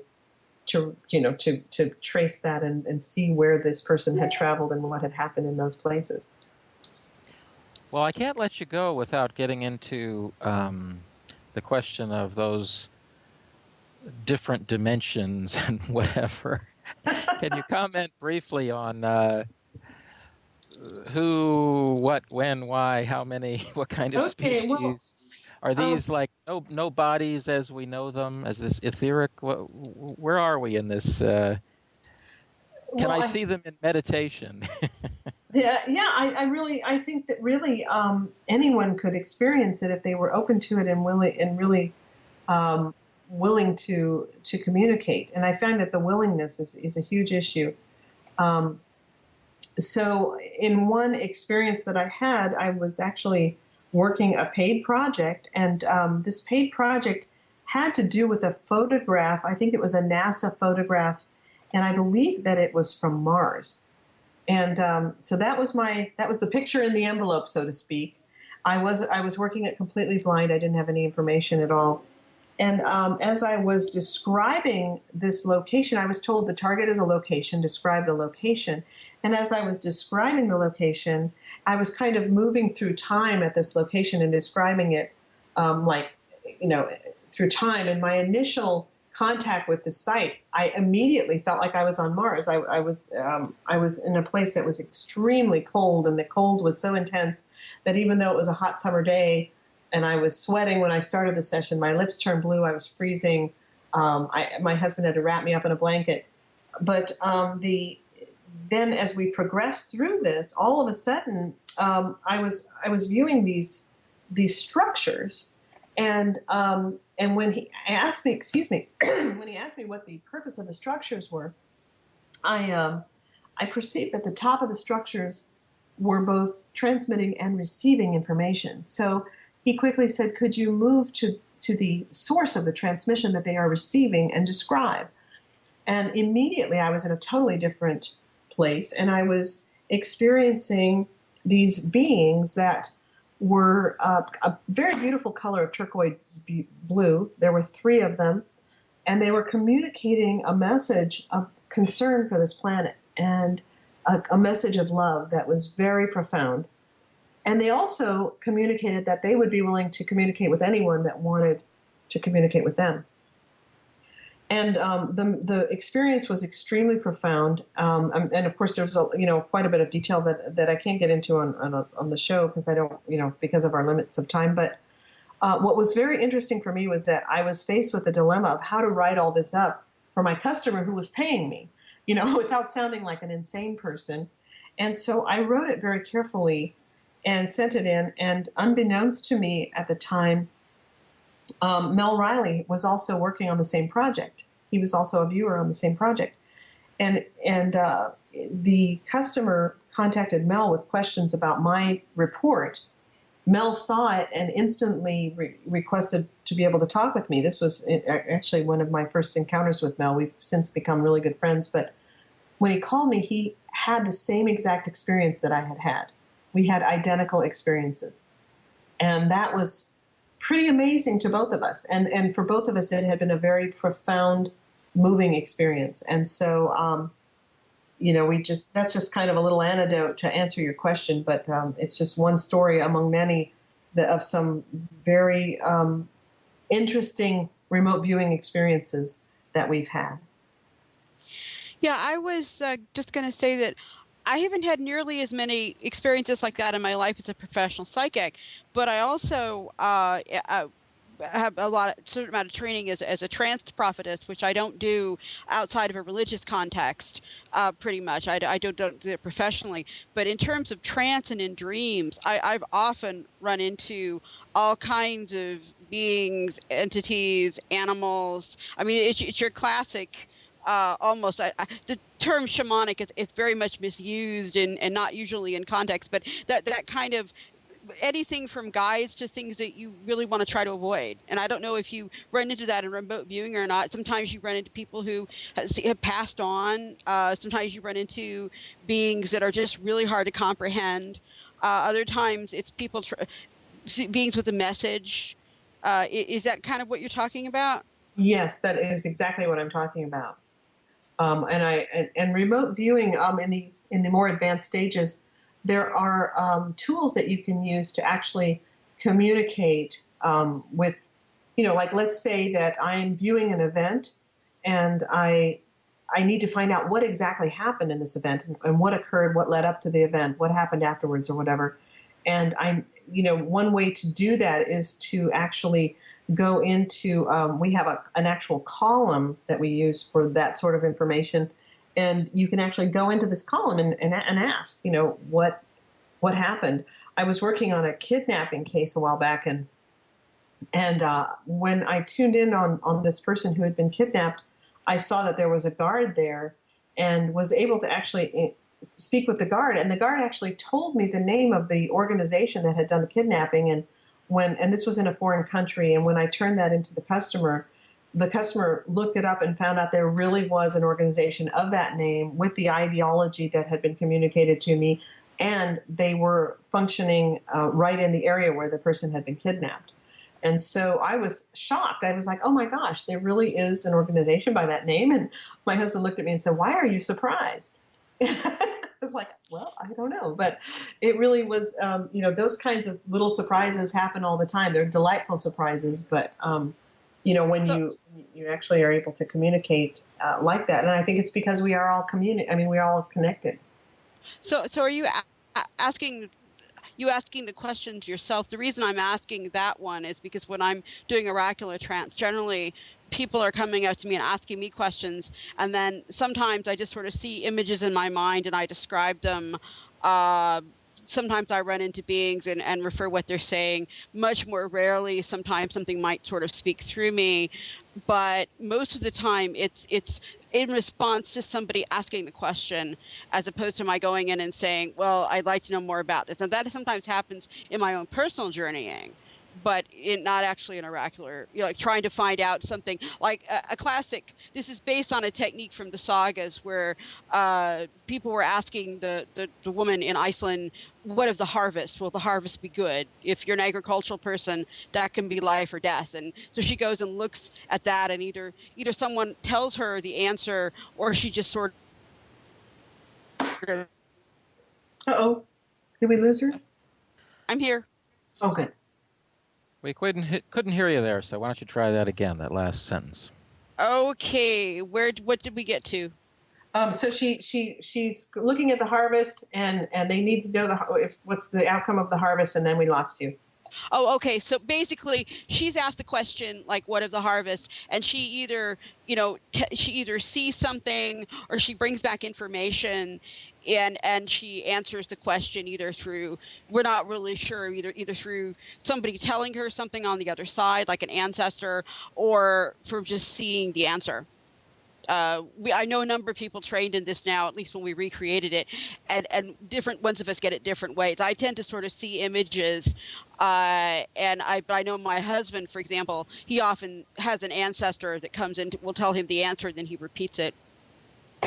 For me, the experience actually ends up almost being like a bilocation where I have created, this scenario, and I end up actually almost bilocating where I actually felt as if I was speaking to this guard, really talking to him. I could see what he looked like. Now, it wasn't like he was in the room with me or I could touch him or anything like that, but it was so it was so real that I really felt as if I could see him and hear him at the same moment. And he very clearly gave me the information. And not only could I understand what he said, but I felt as if I totally understood the ideology, that behind it. My normal self would not agree with that ideology. Don't go around kidnapping people to accomplish your ends. But at the same time, I could see how strongly he believed it. And one of the things you have to watch out for when you're doing this is you have to be very aware if you are starting to buy into something that would not normally go against your current belief system. Does that make sense? That makes total sense, because I've had some experiences, particularly with the time, the different time sequences, or meeting people like that, or interacting in dreams, and when I'm there, it makes perfect sense. And I wake up and I'm going, hey, wait a minute, Yeah. It's I think one of the worst ones for me was not too long after, like a day or two after 9/11, I dreamed I was in a cave in the mountains, and there were people putting on a cup of tea, and they were looking at maps, and I could understand everything they were saying, except I knew it wasn't in English, and I woke up just in this cold sweat. But when I was there, it all made perfect sense. Yeah. And then later we found out all these people, the people hanging out in the mountains and running around and in the cave, and I went, oh, okay, I don't think I really want to see these people anymore. Yeah, it's very exciting. At the same time, it's something that you want to take very seriously, and really have a lot of practice under your belt and a lot of experience in detoxing afterwards. I'm trained in how to, for the audience, there are techniques you can do, and I'm sure you had them in remote viewing, and I learned them particularly in my priestess training, where you see detox would be one way of putting it. I would put it as grounding and even shielding. Like, I didn't want to see these people anymore. I wasn't part of some program to look for them. It wasn't my job. I didn't want to be connected. So I literally did an exercise where I just put a shield up and tried to cut myself off. Yeah. Because it wasn't something. Got a question about some of this etheric stuff. Does anything, let's say crystals, are there things that make any of this stronger or safer or what have you? Are you talking about psychic work or? Well, it's really psychic work in general, but I mean, in a sense, that part of the show here is to try to say that things are a little different. They've moved on from the stories we've heard in the military unit, and we kind of want to know about what people are trying and what results they're getting. And so I'm wondering, you have the Monroe Institute with their musical stuff, and then I know a lot of people love using crystals for different things. I'm just kind of curious, for both of you, Laurie and Daz, have you tried different things, and does it have any effect? You want to go first, Daz? Only two things I found work for me, really. Coffee? Three things with that. Dowsing sometimes works. I don't get a lot of success with it, but it has on occasion worked for me. So using a pendulum in dowsing works. But the biggest tool to help all of my remote viewing and all my psychic work, really, is meditation techniques. That's what's brought it all together for me. And every time before I do any remote viewing, I always do at least half an hour's meditation every single time, and it just helps calm my nerves, get rid of all the stress, and gets me on my way. That's the biggest tool I could say for anyone learning this kind of thing. Really, is meditation is the key.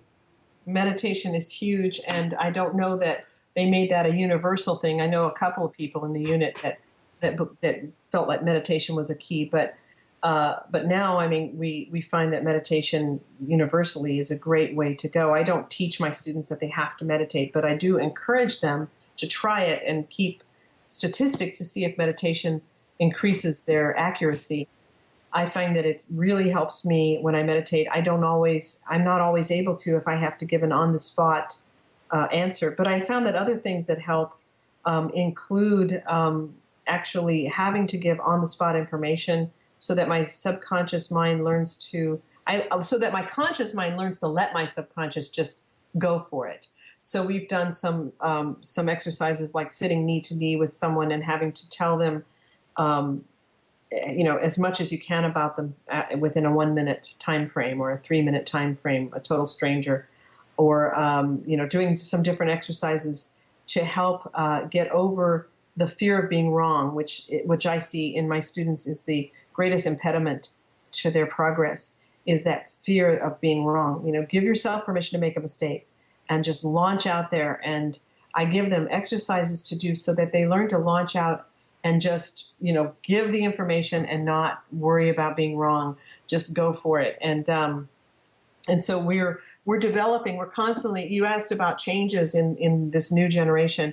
We're constantly looking for ways to go further, faster, easier, develop a better relationship. One thing I'm doing, Paul, is I've been creating CDs for my students, hypnosis for remote viewers, to help them speed up the process of increasing that friendship between conscious and subconscious mind, because every information we're getting is coming through the subconscious. So we have to have that good relationship so they're not constantly having a tug of war of who's going to be in control, but they can both learn to work in a partnership together and we can really get the information that's needed. Well, that's probably a point worth making, again, if we didn't discuss it earlier, that a lot of this is trying to get the subconscious and conscious to get along and work on one team. And many of the problems you see in the world, I think the personal problems, are kind of shown from that they're struggling with each other. A lot of people with emotional or other problems are actually, in a sense, fighting themselves. That is really true. And you have the background in social work, so you've probably got a lot of background to get into that. But anyway, just for somebody who knows nothing about it, I can say that once you start studying this, you really see it more and more. And since 2004, I've been doing hypnosis too. We have an office and we do hypnotherapy, and so it really ties in. I got involved in hypnotherapy because the subconscious was so fascinating to me. Mm-hmm. Daz, what about you? You said meditation is the key thing for you. Have you tried any of these other things like crystals or Monroe tapes or what have you? I have, and when it in reference to the earlier conversation about channeling and talking to beings and stuff, so I've tried all that and that works really well. In fact, I've even written a book about communications with that type of entity and stuff. But what I haven't done is I tend to not mix that with remote viewing. Remote viewing for me is CRV is a 6-stage process. There's none of this what I call classical psychic techniques. When I practice them, it's a totally different stream for me. So on a Wednesday, if I go to my psychic channeling type class and environment, it's completely devoid of remote viewing. There's a totally separate method of doing things. I don't mix the two and stuff. So in those attempts, in when I've talked to beings in other dimensions and stuff, and traveled and kind of like bilocated, it's done in a way a lot more classically trained with the use of things like candles, meditation music, because sound always is a great atmospheric, it carries you places. Crystals, all that kind of stuff, and that works really well. But I haven't used all that within a remote viewing environment. Okay, well, that's fair enough. I mean, they are, the whole psychic world has got this stuff traditionally, but I was kind of curious if, I don't know how to put it, but kind of on a more technical side, like the military or the CIA would be looking at things like if the room you're in is all copper, you might get different results, or if there's an electromagnetic frequency, you get better or worse results, that kind of thing. And I was just wondering if anybody's trying some of that stuff and what kind of results they might be getting. People are trying that all over the place. I mean, but we do know from research, the 20 years of research the military did pretty much shows us that there are no, they could not find any limitations to remote viewing. Nothing they could find would hinder it, and that's distance or shielding. But does anything make it stronger? The issue is also, does anything make it stronger? Well, yeah, there are some theories and some results that show that local side real time, for example, if you remote view at a certain time, 13:30 local side real time, it can enhance your remote viewing by, I think, 20%, or maybe, I don't know what the result is, but it's quite a significant amount. Initial tests of that seem to indicate that would help. We don't know why, and there are also results that show that at times of solar flares and solar activity, remote viewing accuracy changes. Again, we don't know why that is. One thing though, plain that I found from working with my students is that I teach them to keep data on how they do and to always note their circumstances. So like I'm sitting down to do the session and it's right before lunch and I'm hungry, or I'm sitting down to do the session and I just finished a workout, or I'm sitting down to the session and it's bedtime and I'm sleepy. That sort of thing, so that they can see what their own patterns are, because what works for me might not work for you. I find that that meditation and exercise are key to my better sessions. I also find that the phases of the moon affect me. For about a year one time, I kept data to see about my menstrual cycles. And I found that I actually had much higher accuracy when I was having PMS than I did when I was feeling euphoric and on top of the world. And I was surprised to see that. But they say sometimes that women having PMS are actually more sensitive psychically. And so there's a lot of things that can affect your accuracy levels, and some of them are very individual to the viewer. Well, that makes sense. But it makes it more challenging trying to figure it all out. Yeah. And if it's easy, then if it's wrong. easy, it isn't RV. It isn't psychic stuff. Absolutely. Exactly. Let's see. I got one other question. When we talked about the other beings and whatever, I think a related topic is, I think this was discussed by Lim Buchanan, but once going somewhere and then there was like a spy from the Chinese remote viewing unit there, that kind of thing. Mm-hmm. So it's possible that, I guess I would say, you can detect the presence of other spirits there, right? Yes, I have had that experience, not like Lynn's, but I mean, I've had experiences with other beings being there. What kind of, were they humans? Were they, for example, other humans doing psychic work, or were they, I don't know, from another dimension, another, UFO kind of thing?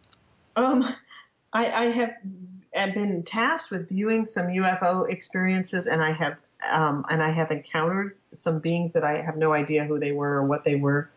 But that has really, that's happened maybe twice in my whole 17 years of doing this. But I have also had the experience of looking for a missing person and then actually communicating with that person because that person had already passed over. And so just kind of getting some extra help on what happened, what the story was, so that I could be more of a help. Does that make sense? Sure. Mm-hmm. What about you, Daz? Have you had kind of an experience of being at a place and realizing that another human was there psychically or something? I would think that if you looked at the Kennedy assassination, you might find 5 million psychics there, but I haven't picked up on any I would say human activity, but on a lot of targets like Jesus, I could actually feel and see Jesus talking to another entity that was far away and it was above him, so I could see someone kind of like up in space that he was communicating with. I got a sense of that. And with UFOs, I quite often get a sense of the life forms involved in that as well, and how their minds work, that kind of thing. And with missing people cases, because I've done over 200 of those now, I quite often see on a missing person case that you can actually pick up and see the deceased relatives, kind of like worried, watching, waiting for an outcome, that kind of thing. Quite often that type of data shows up in my remote viewing sessions as well. I have a question. What about how can I put it? Let's say an event, like earlier I mentioned the Kennedy assassination. Let's say some event has an incredible amount of psychic, I don't know if you want to call it input, but people paying attention to it, or even people going there and looking at it. Mm-hmm. Does that change the nature of things? Does that make it easier to lock on to the target? Yes, much easier. Yes, much easier. And the science behind that, the explanation behind that is that if you think of everything that's around us as a matrix, and Ingo referred to it as a matrix, then each time someone views it, let's say let's come up with an example. Okay, the Kennedy assassination. Each time someone remote views that or psychically views it or whatever, it's almost like there's a memory path being created to that target. And the more people that look at it, the easier it becomes to view. It's the 100th monkey theory. I'm sure you've heard of the 100th monkey theory, and it's kind of the some of the tests that have been done on some of these things. The more people that learn a thing, the easier it becomes to learn, because it becomes part of our whole consciousness. It's the same thing with remote viewing or psychically looking at something. But what if what people are learning or thinking is wrong? Then it could be wrong. Everybody could end up believing the same wrong thing, essentially, I think. So, I mean, taking the obvious, that particular case, the Kennedy assassination, I mean, it's kind of easy to see in hindsight that different vested interests were promoting some stories that were perhaps a little bit less than true. And so, I'm not sure if people would actually be seeing the right thing. They'd be going there and they've got this TV image in their mind, but in a sense, some of that was not actually reality. So I'm just kind of curious about that, whether people can beat down, like the pathway in the forest or whatever. They can create a path, but is it always accurate? I guess is kind of what I was wondering.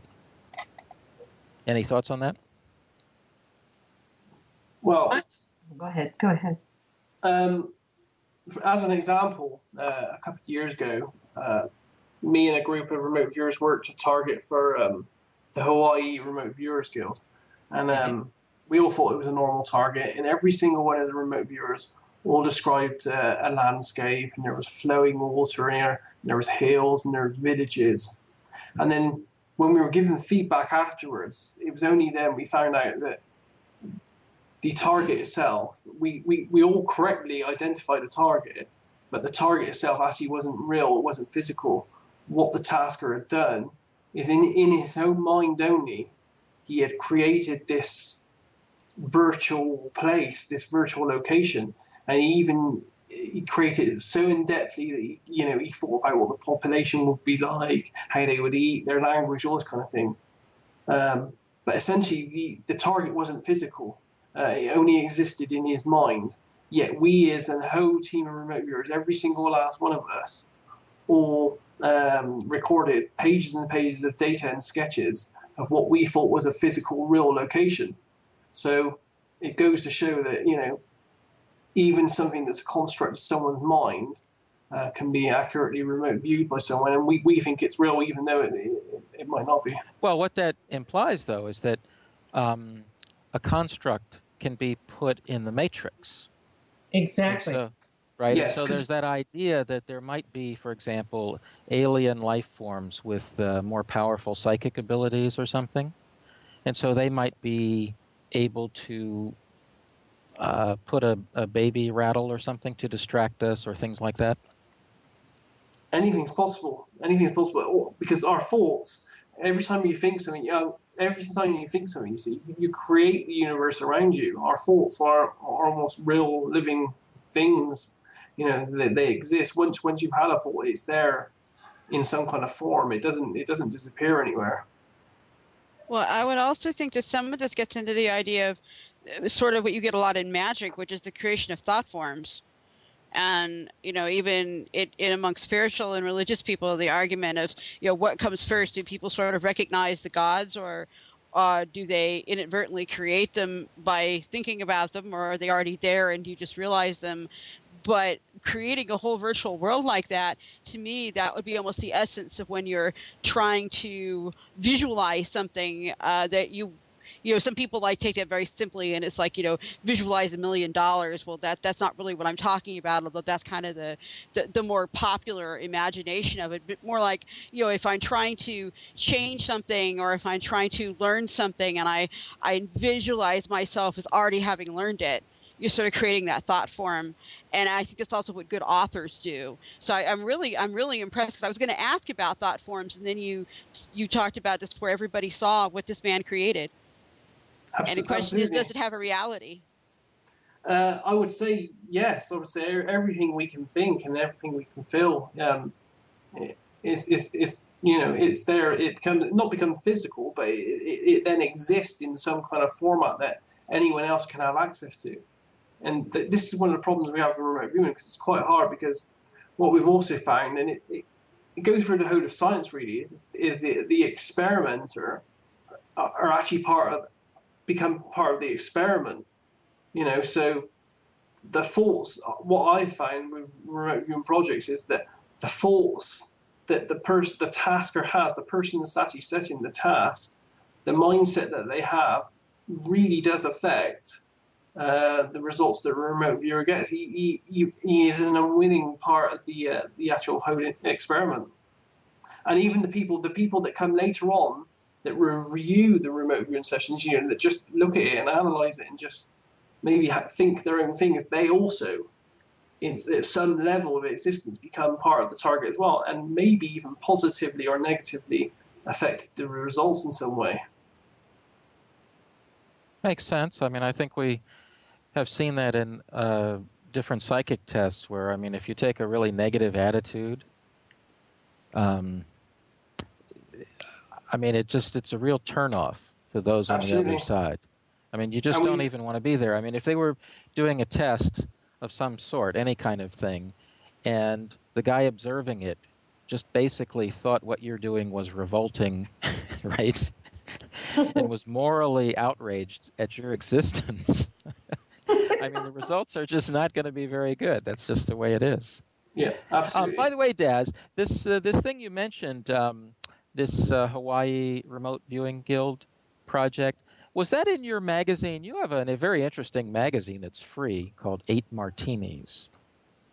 It wasn't. I am hoping that I will get a write-up of it at some point, because for me it's a keystone project. It was very influential, and it didn't answer a load of questions, but it brought up a load of questions that needed answering. And we still, after all these years, we're talking 30 or more years now, we don't know the construct of why remote viewing works. And that's why it's one of the biggest, it's really hard to sell to some people, because we can't absolutely say to them, we know why it works and this is how it works.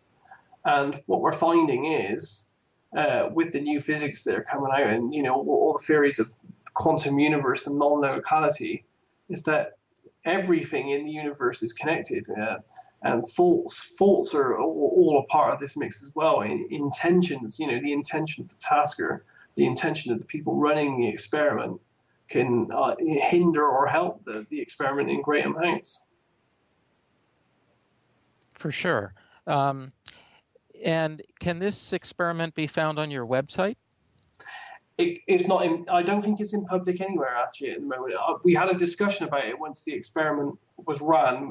I'm talking about 4 or 5 years ago, and it's probably on a couple of forums, maybe on the Hawaii forum board. But no, it's not been put. It's not been put in public at all, which is a shame, really, because it was a very good experiment. Because there was another separate levels to the experiment as well, whereas the actual target of the made-up location in the person's mind wasn't even what he wanted as the real target. The real target was hidden within in that information, was for us within the scope of how we described the water to then predict if the stock market was going to go up or down. So they took all the data from people's sessions of how they described the water, and pretty much most of us said it was water, I think, going down a waterfall type effect. They then used that as their descriptor to look at the stock market, a certain stock at a certain time, and it was predicted with a correct outcome from that as well. So it was almost like Inception. It was like a dream within a dream. It was like a target within a target in that case. So it's quite complex, but it was a very good experiment. Well, I seem to recall reading about it, and so I don't remember where now. But anyway, it's a very interesting thing that basically a construct can be put in the matrix, and so that begs the question of whether we could test this in other ways or how we might use that. And then I guess, Disaster Cat, you're pointing out that really that's basically just practical magic, right?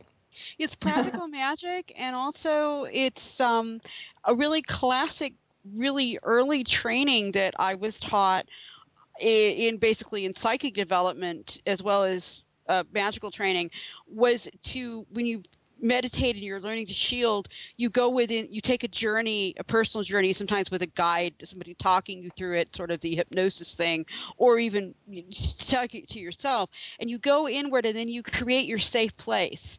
And like my safe place is a little cabin in the woods. And I have a rocking chair in there and a rug. And over time, you create this place that you can sort of go to. And it's sort of your special place. And some people have waterfalls in the glen, or some people might, it's all very personal. But it suggests to me, and I think people would be fascinated to read about this experiment if you wrote about it, because it suggests that those constructs that everybody that's trained in this particular way makes, or anyone that is taught to have these little sacred retreats that you can take your mind to, that they're real. Laurie, you might want to talk about the medical applications a bit, if you're comfortable. Sure. We have some. I have a class that I'm very privileged to be teaching called Medical Applications. And of course, we have a caveat on every page saying, this is designed to be used in conjunction with the medical professional, not, and that you shouldn't be using it if you don't have the qualifications to do it. However, we find that there is a way that you can create a healing forum by using an analogy that keeps the viewer safe, keeps the viewer from picking up on other people's illnesses. But actually, you're essentially, we've been talking about the matrix and going into the matrix, you're essentially kind of creating a mental construct of a building, so to speak, or other analogies that you can use. And then using these analogies, you can fix things in this mental construct that then heals someone, that construct represents. Does that make sense? Hopefully I don't sound like I'm speaking gibberish at this point. But so you're creating a construct just like we've been discussing, and within that construct, you fix problems that you pick up on. And so, for example, let's say someone's constipated, and so you go into this construct of a building and the pipes are plugged up. So the way to relieve the constipation is by unplugging these pipes in this construct that you've created in your mind. And of course, I'm creating a really strong simplification of something that actually takes 3 full days to teach. So I don't want anybody running out. It's like, don't try this at home. But basically, you're creating this construct, and it works amazingly well.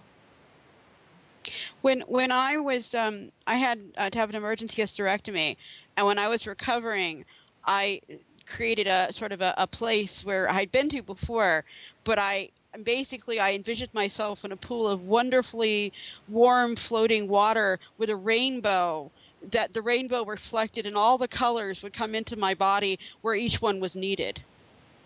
and that seemed to speed up the healing amazingly. So is that kind of what you're talking about, only possibly doing it on behalf of somebody else rather than doing it for yourself?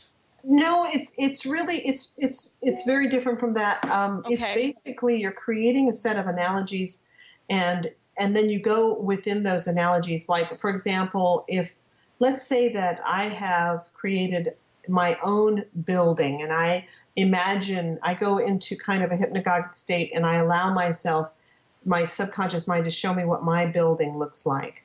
And then I go into the building and I meet all the facets of my own personality in the receptionist, in the janitors, in the in the management, and I create rooms.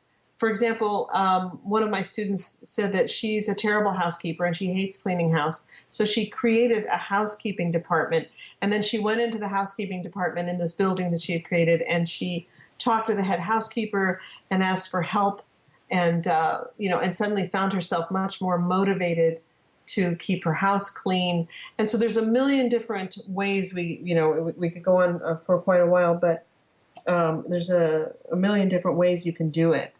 And this is just one example. But finances, you create a financial accounting department, and this is one way you can work with yourself. I'm talking about working with yourself. You create Yes. a financial department, and you go in and you work with the head of the finances, and this is all happening in your mind.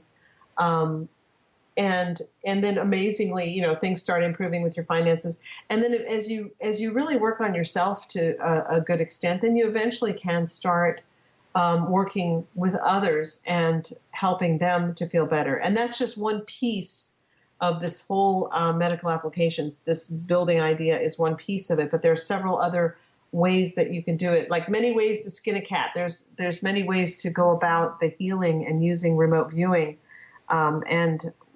But as you discover these different ways, what we do in class is we actually have a volunteer that's not in the class that that's having some sort of medical problem and agrees to allow the remote viewers to first try to see if they can determine what the problem is, accurately determine it, and then go and try to work on helping that problem, whether it's bringing down chronic high blood pressure or helping relieve pain, chronic pain, bringing down a fever, and on and on, And so we've had tremendous success in the classes just doing that. And then also we have a little group, and in the past we've worked with our group in working on different people that have requested help and healing, and had tremendous success with that as well.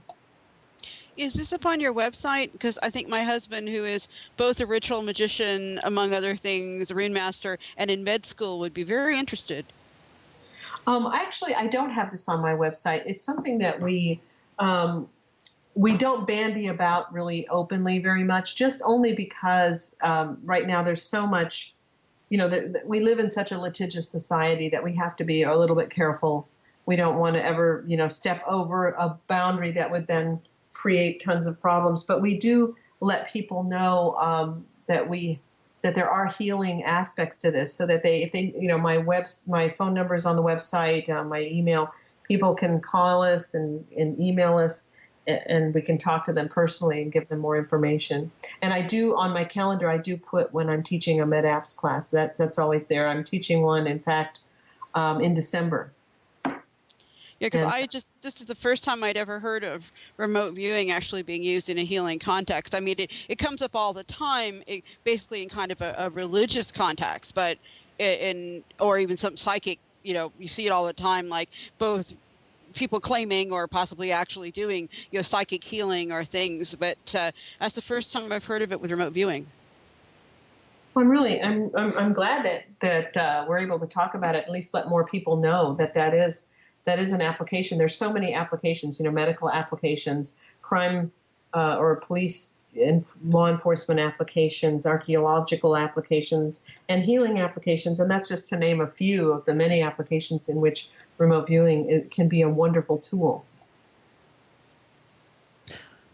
For sure. There's a big world to it, and once you start looking into it, you find more around the corner as you go, and then you just find another corner. So You find there's a lot that you can get into. Well, we're just about ready to wrap it up here, so I thought we'd go. Disaster Cat, any last questions? Anything you want to get into? I just think this is fascinating, and I hope that we can have Lori and Des back sometime, because I'm really, really impressed and really interested in all of this. Good. It was great to meet you too, Disaster Cat. Thank you. Yeah, glad you could make it. Des, you any last comments? Your website? I have a website called remoteview.com, and as you said earlier, I also publish a free remote viewing magazine. I think we're just about to publish the 10th issue, and they can get that at 8martinis.com if they're interested. Okay, good. And Lori, your website again? It is www.intuitivespecialists.com. Okay, good. Well, I recommend everyone check this stuff out. It's fascinating, and it has a lot of practical uses too. So thanks everybody for coming. We do appreciate it. And take care. Till next time. Bye. Thanks. Good night. Good night.